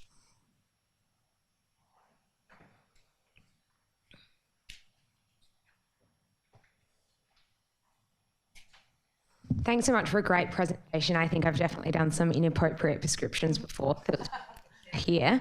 One thing that was probably beyond the scope of the study, but I think would be quite interesting, was if you looked at the postcodes, I guess, from where they lived in Mount Gambier, and that the fact that they're probably going much further distances back home might be a reason why, they needed to be, give more antibiotics. Just wondering if that's something you might consider looking at. Yeah, we haven't looked at that, and obviously we didn't look at any further. And clinical outcomes, if they re-presented, that wasn't captured because it was just based on that specific 2-week period. But I think, again, that's something that could be worth considering, and that's often a point of why ED discharge antimicrobials are important, because they often don't have that follow-up, as opposed to inpatient where there are pharmacy reviews or you get the culture results back. Great presentation, Thanks, Ali. Brandon. Well done. You may have said this and I may have not caught it, but did you look at whether allergy was important for the catholics? Yeah, so allergy was definitely taken for all of these, and if it was consistent, they had a first-line allergy to a first line, it was marked appropriate if they were received the appropriate for their specific allergy. Okay, Thank you. much. Thank you, Ellie.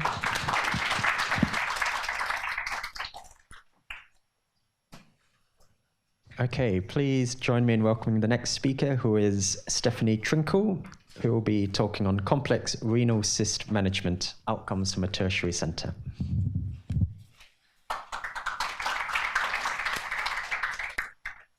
Good afternoon, everyone. My name's Steph. I'm an MD4 here, and I'm here to present my advanced studies project that I've been doing with the urology department here at SALHN.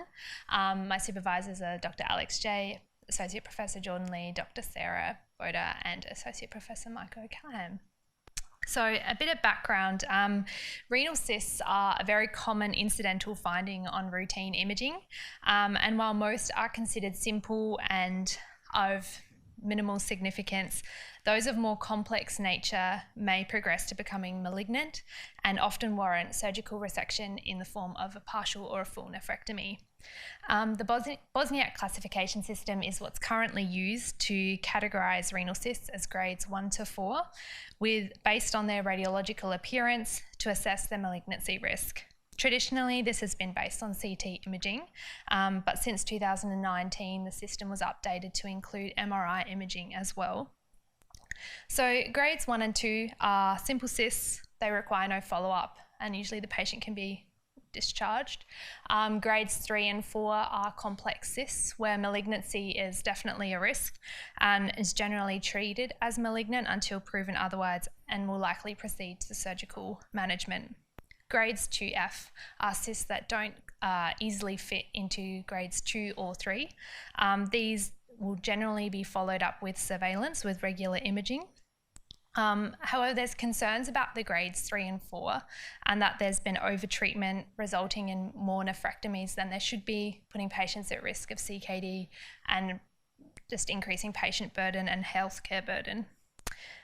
So our aim in our study was to establish the incidence of these specific Bosniak grades that presented to the urology department here at SALHN, and then report on the outcomes of whether they underwent surveillance or surgery, and then report on the outcomes of each individual group, whether the surveillance pathway or management pathway was changed, and the histopathology of those that were surgically resected. We also looked at the influence of MRI on grading the cysts and then the outcomes, but I won't be going into that today due to time. So we did a retrospective observational study.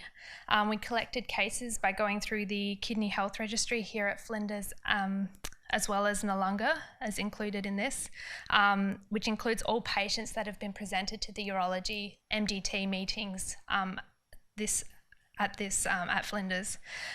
Patients included in our study were those who were presented because of renal cysts from 2012 to 2024. Data collected was based on what was in the EMR, so MDT summaries, clinic notes, pathology and radiology results that were available on Sunrise and Oasis.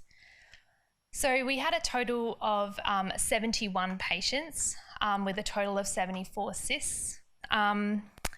The 58 of these, so nearly 80%, underwent surveillance. This group was mostly made up of the 2F cysts, and then 15 or 20% underwent surgical resection. So while the surgical group mostly consists of the grades 3 and the 4, it should also be noted that a considerable portion of these complex cysts actually underwent surveillance as well. However, in a lot of these instances, the records revealed that it was often patient preference to avoid surgery, or there were competing comorbidities that made the patient not a successful or not a surgical candidate. Of the 58 that underwent surveillance, 4 later proceeded to have surgery. 3 of these returned a malignant histopathology, and these 3 cysts were actually originally graded as complex, so weren't even part of the 2F group. The benign result was actually a 2F cyst, but that happened because there was another renal mass in that same cyst, in that same kidney, so it could arguably wouldn't have been resected in the first place, and that one, the cyst itself was benign. Out of the 15 patients that underwent histopathology and were deemed for the surgical management pathway at the MDT, only 2 of those were benign. And of the 7 deaths that we recorded in our cohort, only 1 was recorded due to metastatic renal cell carcinoma, and this patient originally had a complex Bosniak 3 cyst. The MDT said for surgery, but the patient declined because they preferred to go without surgery. So in conclusion, our study kind of suggests that our current clinical decision-making process about whether a patient should go surgical intervention isn't necessarily resulting in overtreatment, considering that only 2 of those of the 15 returned a benign result. So the decision-making involves an MDT discussion with patients about their goals, and then also considering comorbidities and if they would be a surgical candidate. We have thought that there might be a potential to refine the surveillance criteria for active surveillance, as only a minority of patients that were in the surveillance group actually proceeded to surgery. Additionally, if we tease this out, most of these patients who actually proceeded to surgical management were already graded as complex and weren't even part of the traditionally surveillance group of the 2F. And as mentioned, the only 2F one that was resected probably wouldn't have been resected in the first place. There's also potential for surveillance to be considered more for Bosniak 3 cysts rather than putting them straight into the surgical group. Thank you.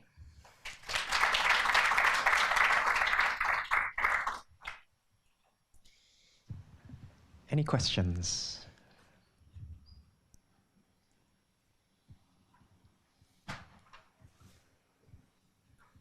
And just to clarify for my own interest, the Bosniak grading, that's purely on imaging, is that right? Purely imaging, usually CT. I think it's since the 80s that it's been in place. And then in 2019, it was updated to include MRI.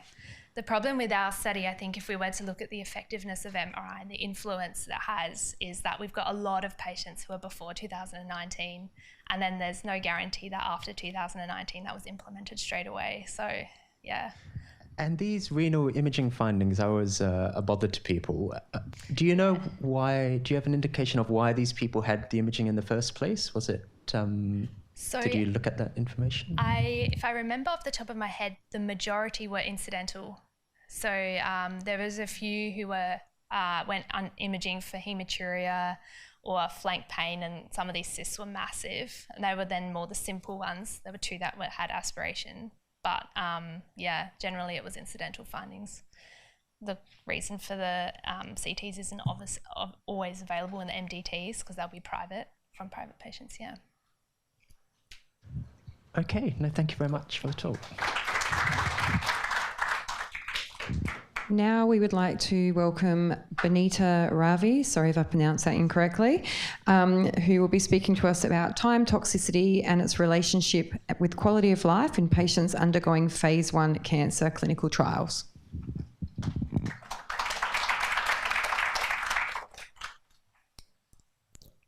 Okay, hello everyone. My name is Benita, and thank you for this opportunity to present. So we looked at time toxicity in patients undergoing phase 1 cancer trials.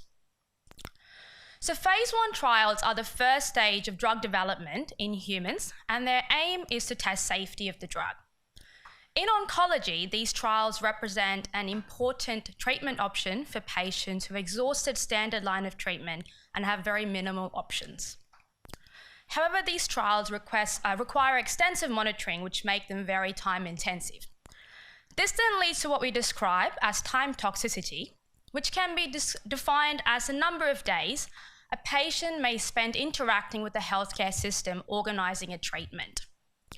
Some studies have shown that out of 100 days that a patient may be on trial, 20 of those days are spent interacting with the healthcare team. And in the context of advanced disease and limited time toxicity should be an important consideration when making treatment decisions. And despite this, it is often overlooked and not weighed in adequately in discussions surrounding clinical trial participation. So then the aim of our study was to assess time toxicity and its impact on the quality of life of patients in phase 1 oncology trials. We used a prospective mixed methods approach. We enrolled 13 patients of various solid tumour types, all undergoing phase 1 trials at Southern Oncology Clinical Research Unit. We followed these patients from the start of their trial till 12 weeks or earlier, and we conducted semi-structured interviews and validated quality of life questionnaires, which we use FACT-G for. Patients were also instructed to maintain time diaries to record any healthcare contact that they had in this time. We then thematically analysed the interviews between the researchers and used generative AI to help refine the themes, and for quantitative data we used standard t-tests. So from qualitative analysis of the interviews, we identified 6 themes. First, we found that patients had a good awareness of time toxicity from discussions with the healthcare teams and previous cancer treatment experiences. We also noticed patients reported that time toxicity reduces as the trial progresses, and that patients were able to well manage time toxicity using support networks like friends and family, but also the healthcare team plays an important role in scheduling visits with minimal disruption to the patient's daily life. We identified some contributors of time toxicity being centralization of clinical trial services and inflexible trial processes. Interestingly, patients reported that more than time toxicity itself, it was a progression of their physical disease that had a greater impact on their quality of life. But nonetheless, they did report that they underestimated the cognitive toll of time toxicity. Overall, patients viewed that trial participation was a worthwhile investment of their time because it gave them a great sense of hope and purpose. For quantitative results, we measured time toxicity as days over the 12-week period. Patients reported that they spent an overall 23 days in contact with the healthcare team. Now, this was significantly different to what patients were expected to spend based on the written documentation given to them, which we used the patient-informed consent forms for, which clearly highlights a discrepancy there. However, interestingly, the actual time toxicity that was reported was closely aligned to what the patients thought that they were going to spend, which we gathered from the interviews. And this could have been due to patient discussions with the healthcare team. Now, without going into full detail with the quality of life domains, I just want to highlight that the global quality of life score was preserved across the time points. So to conclude, patients had a good awareness of time toxicity but underestimated the cognitive toll. There was a clear discrepancy in actual time toxicity experienced by patients versus what they thought they were meant to spend in the PICF. Patients use support networks to manage time toxicity, and overall, the hope provided by clinical trial participation outweighs any time burden. Some clinical implications include that we hope the findings of this study can lead to a more patient-centered trial design, and for PICFs to inform time toxicity a bit more accurately, and for clinicians to continue acknowledging time toxicity of treatment when enrolling patients in clinical trials. Now, these are my acknowledgements, and I also want to share that this abstract today got accepted in the European Society of Medical Oncology conference in Berlin a bit later in the year. So thank you. Thank you, Benita, and congratulations. Thank you. Any questions? Thank you for the talk. And I think, do you think that this issue is actually probably worse in patients who, because by definition, if they enrolled in the trial, they would have, be motivated and, willing to invest the time. But, what about the patients that won't, and think about the financial, the time toxicities of, or, the patient is affected? I think it's a really interesting talk. Thanks. Yes, of course, I think there is an element of this trial participation being completely voluntary, which means there is a selection bias, and we did not target the patients who refused to join. And yes, you're right, but that, I suppose for future studies, that is something to consider, to follow those patients who declined to participate and perhaps ask them what their thoughts were. I've also got a question for you. So obviously you mentioned hope is the big thing for the patients participating in these trials. And you may not have looked at this, so I'm just interested to understand, was there any difference between people who may have been getting a positive outcome from the trial in regards to their thoughts around time toxicity?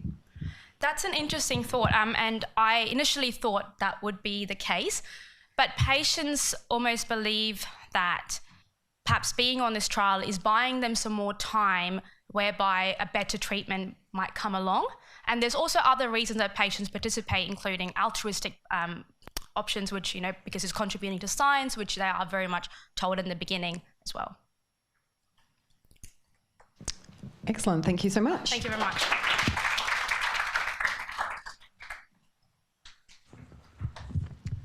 Okay, our next talk is from Dr. Alan Nelson.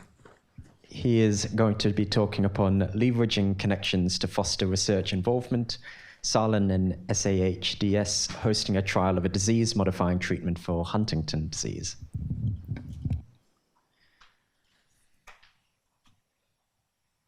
So the first thing is how compliant I am, that they said there were 5 slides and I included the 2 that probably unnecessary. So my name's Alan Nelson. I'm a psychiatrist. Not all psychiatrists are compliant, but I am. And it's great to see so many people here. I didn't expect too many people at 3:30 in the afternoon on a Thursday. So thank you for coming and thank you for the opportunity to present. So I work in the Huntington disease service, such a statewide service based here in SALHN. And we had this goal some years ago that because people in South Australia didn't have the opportunity to participate in trials, they had to go interstate, and there was a particular trial that we were interested in, which was gathering data, Enroll HD, and it was at that time that we spoke to Simon in the research hub about how could we get ourselves into a position where we could participate in trials. I can read it up there. So we did make connections with the SALHN Research Hub. It was about 5 years ago, and Professor Andrew Burston, who's sitting in the room, and Simon were key people that we worked with. There are people around Australia involved in HD research and clinical work, particular Professor Julie Stout in Monash, who was coordinating Huntington disease research and clinical work across Australia. And the world community of HD research, we connected with them by going to international conferences and participating in groups. This has ended up with SALHN and the service hosting a trial of a disease-modifying treatment. This is Sky 0515. This is an mRNA splicing modulator. So we were involved in the phase 1 and now moving into phase 2. Huntington's a fairly rare disease, so you can't do this in a single site. So it's Australia-wide, the phase 1. The phase 2 is currently Australia-wide and will move internationally next year. Here in SALHN, we dosed the first person with Huntington's disease with this molecule, and we also dosed the first one in the phase 2 trial. And which I mentioned there, and I mentioned that already. And the thing that I was one of the things to point out here is how important the research hub has been in helping us to develop the service so that we could be a site for trials. And they helped us with negotiating. Probably haven't got time to tell you the great stories about the people from Skyhawk Therapeutics jetting out here from Boston and coming to meet us in the salubrious environment out there at REPAT.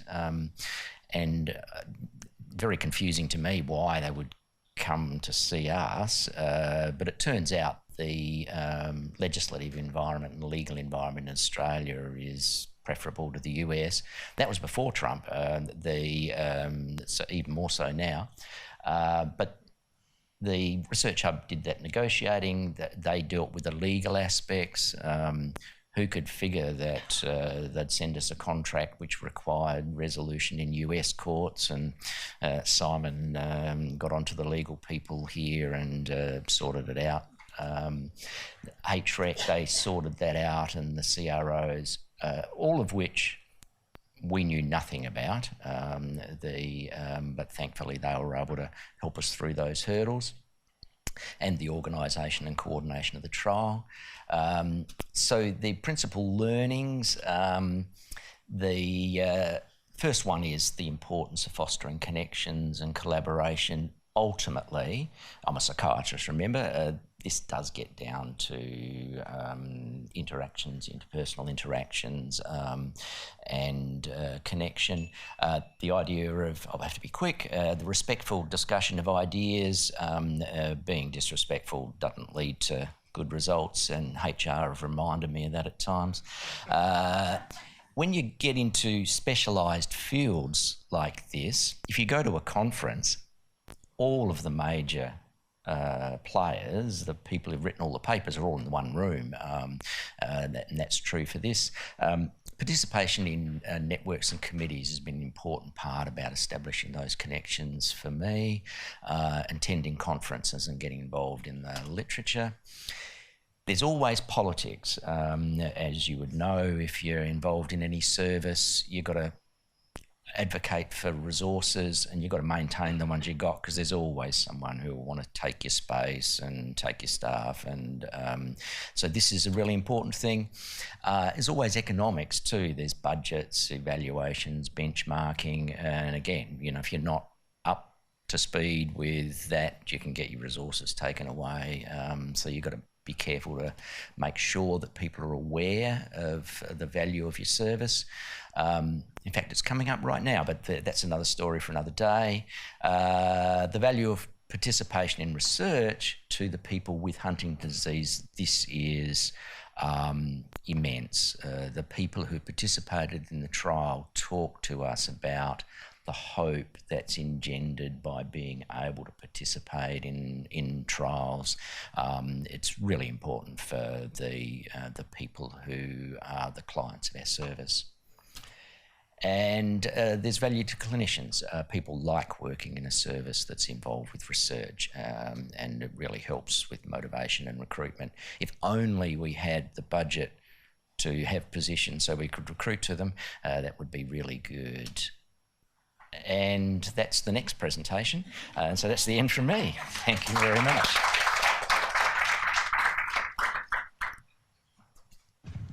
Thank you for the talk and for the work you do with this very disabled cohort. Are there any questions from the room? Okay, in the interest of time, we might move on. Thank you very much. Thank you. Next, we'd like to welcome Tashel Ting, who is going to be speaking to us about Staying Alive, junior doctor's perspective on conversations with patients regarding resuscitation status, death and dying.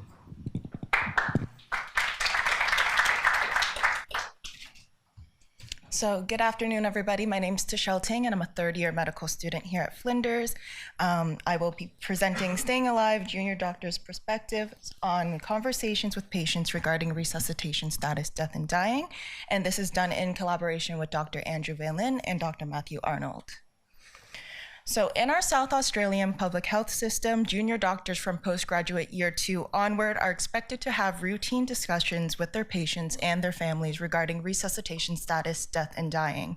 And anecdotally, many of our junior doctors feel underprepared to undertake these conversations in a structured and informed manner, as there's little formalized training in having these sensitive discussions. So we wanted to have more research into there.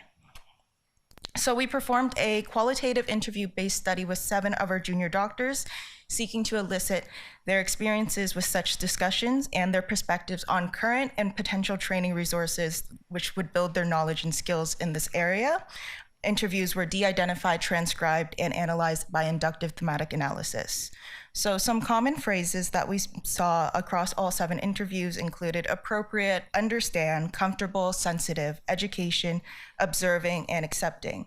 On the right are some examples of our interview questions that were asked. So we wanted to have semi-structured conversations. So basically, there's a more general question, and then if we felt like they could expand more, they would be asked some follow-up questions as well. So we have a couple quotes from our participants that we felt really captured their emotions and their opinions on this topic.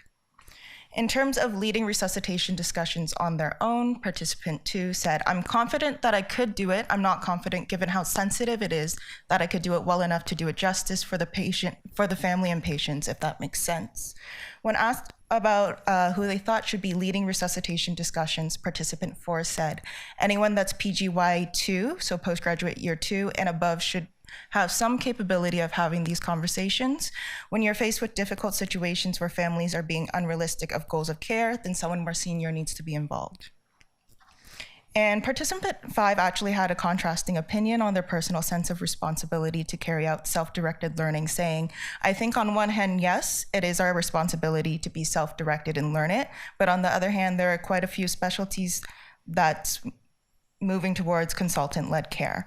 So overall, all of our participants agreed that the majority of their current training specific to this area is self-directed, and most of them thought that that should change. So junior doctors universally had minimal or no formal training in conducting resuscitation status discussions and relied mostly on observing their seniors when they were students or interns. This was very self-directed. So they knew, oh, next year, I'm an intern now, next year I'm gonna have to have these discussions on my own. I know my consultant is gonna speak to this patient about this. I'm gonna go out of my way and ask, hey, can I sit on that conversation and can I observe that? Interviewees felt comfortable conducting simple discussions, especially when patients already had some sort of advanced care plan in place with evidence-based limitations agreed on. They also noted that it was very helpful to use statistics with their patients. For example, this is the survival rate and this is the outcome after receiving chest compressions. They felt that the patients and their families were a lot more receptive to that. Interviewees found it challenging to conduct discussions where the patient or their family disagreed with doctor recommendations, or there's a significant complexity and desired more training to better manage these situations.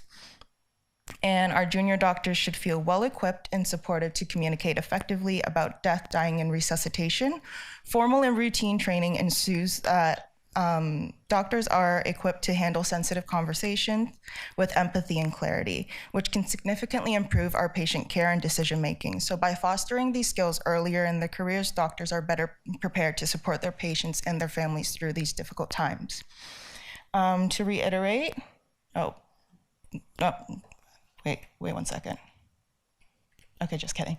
To reiterate, here are take-home messages, which we did go through. Yes, the 5 slides was very restricting. Currently, on-the-job training is the norm. There's a strong desire to increase formal training a lot prior to that PGY2, a lot prior to internship, even throughout medical school. And the type of training that our junior doctors want is structured with specific phrases and having supported feedback. So having a supervisor watch them lead these conversations and afterwards giving them direct feedback. This prevents middle of the night, last minute night calls where if there's an intern on night shift by themselves, they don't even really know the patient that well or the family that well, they don't have to make these last minute rash decisions and they can have better conversations. And junior doctors want practice and feedback for resuscitation discussions. And yeah, and then I repeat myself a couple times. Okay. And that is it. Don't scan that because I thought this paper would be published by now, but it's not. Yeah, thank you.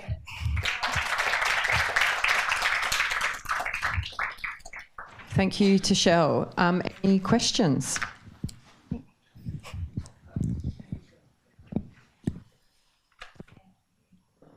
Thank you very much. What a really interesting project that you've done. It's been a while since I was a junior doctor, but I kind of remember doing stuff, having those kind of conversations and thinking that was okay because that was what you did back then. The older and more experienced I get, the more horrified I am thinking that we ask our most junior doctors to have these very important conversations with patients, and for you to highlight that, you know, most of these, or the people you interviewed anyway, felt like they should be adult learners but had very little structure and teaching around such an important conversation. It's an important and scary conversation to have, but it also is something that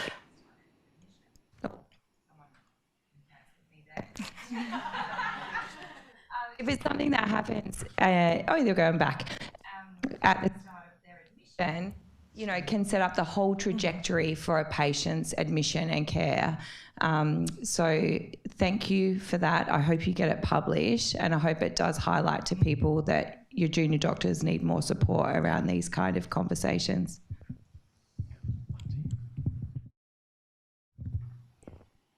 Thank you. I just want to echo what Fiona was saying. Great presentation. I'm so glad you're doing it. I'm one of the ED physicians. I also have a special interest in older people, and I've been doing this for much longer than 20 years. And I agree, you know, the more I do it, the more I realize what a dog's breakfast we do about this a lot of times, me included.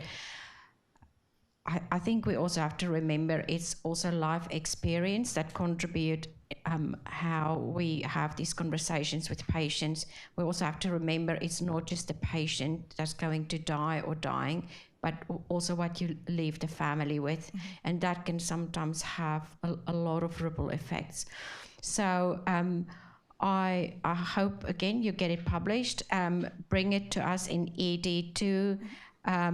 Really, I agree, proper structured teaching should happen on this, and we have to be more mindful of how we do this. There's a lot of work that needs to be done to do this better.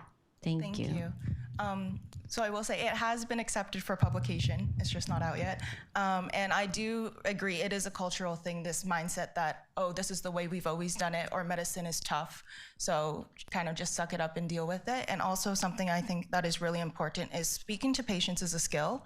So I think that's something that only gets better with practice. So if we do it earlier on, not just, okay, PGY2, a couple months before PGY2, let's rush and get as much practice as we can, but throughout our medical careers, I think it is really important there as well. So thank you.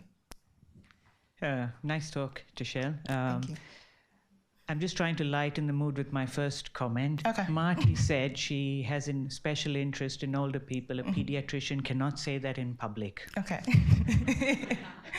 About what they do. The two comments that I have is where was this study conducted? And the reason I ask this question is because in Flinders Medical Center, we have a defined 7-step document that clearly identifies the indications for the document. It has specific triggers, and that doesn't. So it's essential. I mean, it appears that the existing information has not, if this was conducted in Flinders, was not conveyed to these trainee doctors, and that seems to be a lapse. That's one thing. The second thing is Christy Peroni, whom I've had the opportunity to work with on resuscitation in the last few years, had worked with Flinders University staff to create videos on how to train junior doctors to conduct resuscitation, conversations around resuscitation orders and limitations.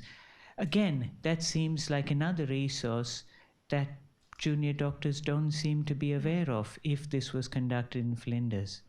So this study was conducted with PGY 1, 2, and 3 doctors in Nollan and SALHN. I'm not sure about Colin, but a variety of different backgrounds. So some were Flinders graduates, some were Adelaide graduates, and some were international. The 7-step pathway was mentioned a couple times, but this was just overall the training of either, I think some, like I said, it was a while back, mentioned that there was maybe 1 or 2 workshops while they were medical students. And it is a sort of this cultural thing, like, yes, everyone knows once I'm PGY2, I will have to have these discussions, but it's not structurally implemented throughout their training, if that answers, kind of.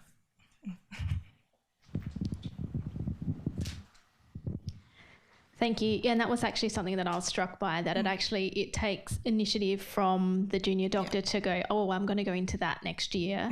I have to be proactive about trying to get, some experience or mentorship in this area.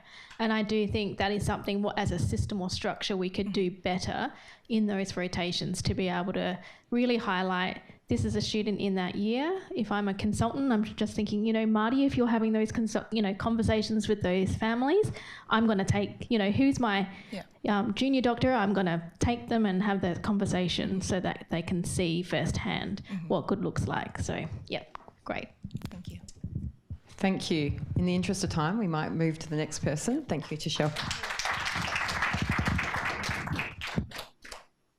So we have a final speaker. So please welcome Dr. Charmaine Gray, who will be talking on asthma scores use in clinical practice guidelines for children, presenting to an emergency department and international study. Thank you very much, and thank you for having me here today. So today I'd like to present the results from this study, which is an analysis of asthma scores used in clinical practice guidelines for children presenting to EDs across the globe. And this sits alongside another study which I co-authored, which looked at the quality of these guidelines. Now, I don't have time to discuss that today, so I'm just going to focus on the results from this study.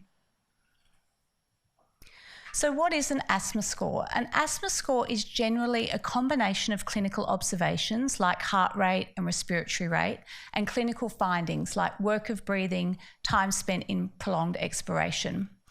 They've been around for nearly 50 years. Are you telling me it's time to finish for the afternoon? No, they've been around for about 50 years, with the first one developed in 1977. The first asthma score was developed by 2 clinicians called Woods and Downs, and that was derived with the idea that it would allow us to communicate respiratory distress in a tabulated way. Since then, they've been derived with lots of different validity measures in mind. So, for example, some have been derived with predictive validity. So can you predict early on when a child presents to ED who is going to be admitted or who will later on need escalated care? Or does it have adequate discriminative validity? So can an asthma score adequately describe the difference between a mild, moderate and severe asthmatic child on presentation and therefore help denote your initial therapy? Prior to this publication, we didn't have a lot of information about their use in clinical practice. In fact, the evidence that we had was only in 2 surveys which asked clinicians what did they use. In comparison, we know that they're used frequently in research, both as an inclusion criteria, so generally to say this child is sick enough to include in this trial, and as an outcome measure. In fact, my first paper looked at the use of what outcome measures were used in randomised controlled trials of IV therapies, so for more of the sick asthmas, and this was the most commonly used primary outcome measure. Despite its extensive use in research, it's actually very poorly validated. All of them are poorly validated.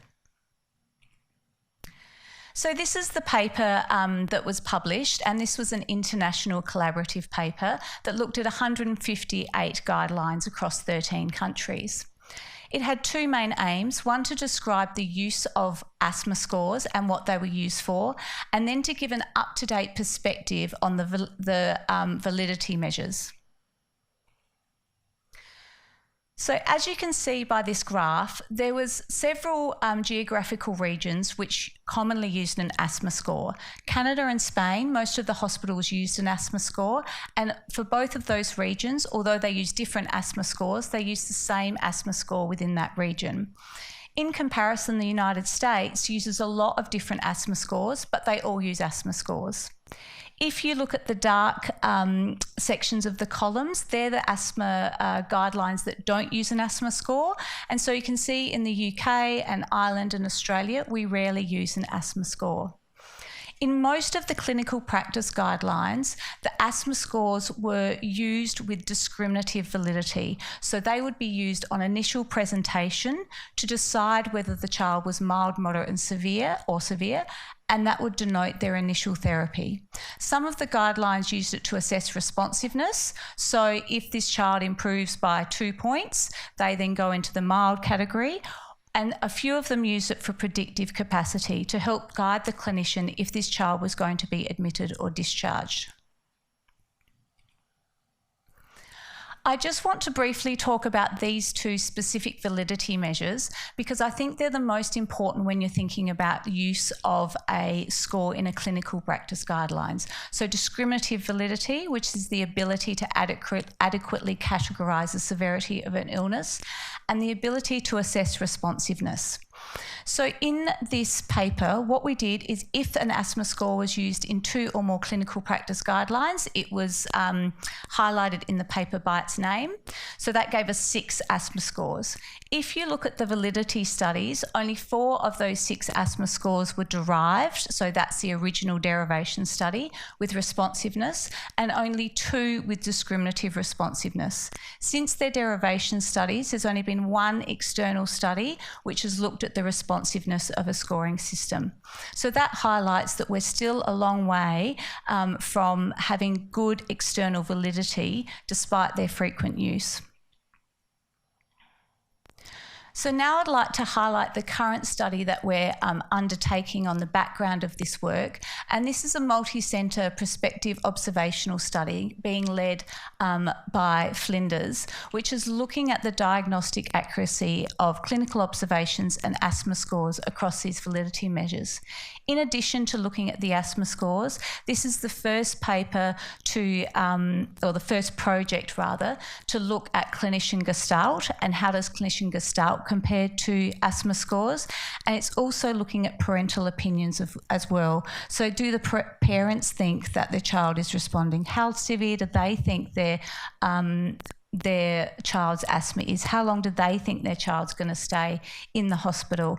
And I think this also reflects the move towards having patient-centred outcomes and patient-centre at the core of our research. So I hope to bring you the results of this study in the coming years at Research Week. Thank you very much.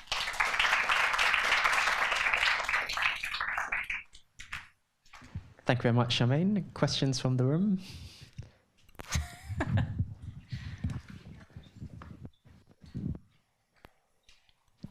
Thanks, Charmaine, obviously. Great presentation. Now, do you think that sometimes these scoring systems get used, what's the word that I'm looking, sorry, it's my old brain. informally, so you would have learned about some of the scoring systems during your studies, and you use that in practice without actually ticking off a box, or not? Yeah, that's interesting. I think since I have rolled out this study, I actually assess children with asthma in a different way and utilise some of the components of the asthma scores. So I think it's actually made me into a better clinician. Hi, Charmaine. Hi, Leah. This is not a question. I just wanted to highlight that Charmaine, as of yesterday, is now a doctor. She got her confirmation that she was successful in her PhD completion. She's been a significant contributor to research in our department. Well done.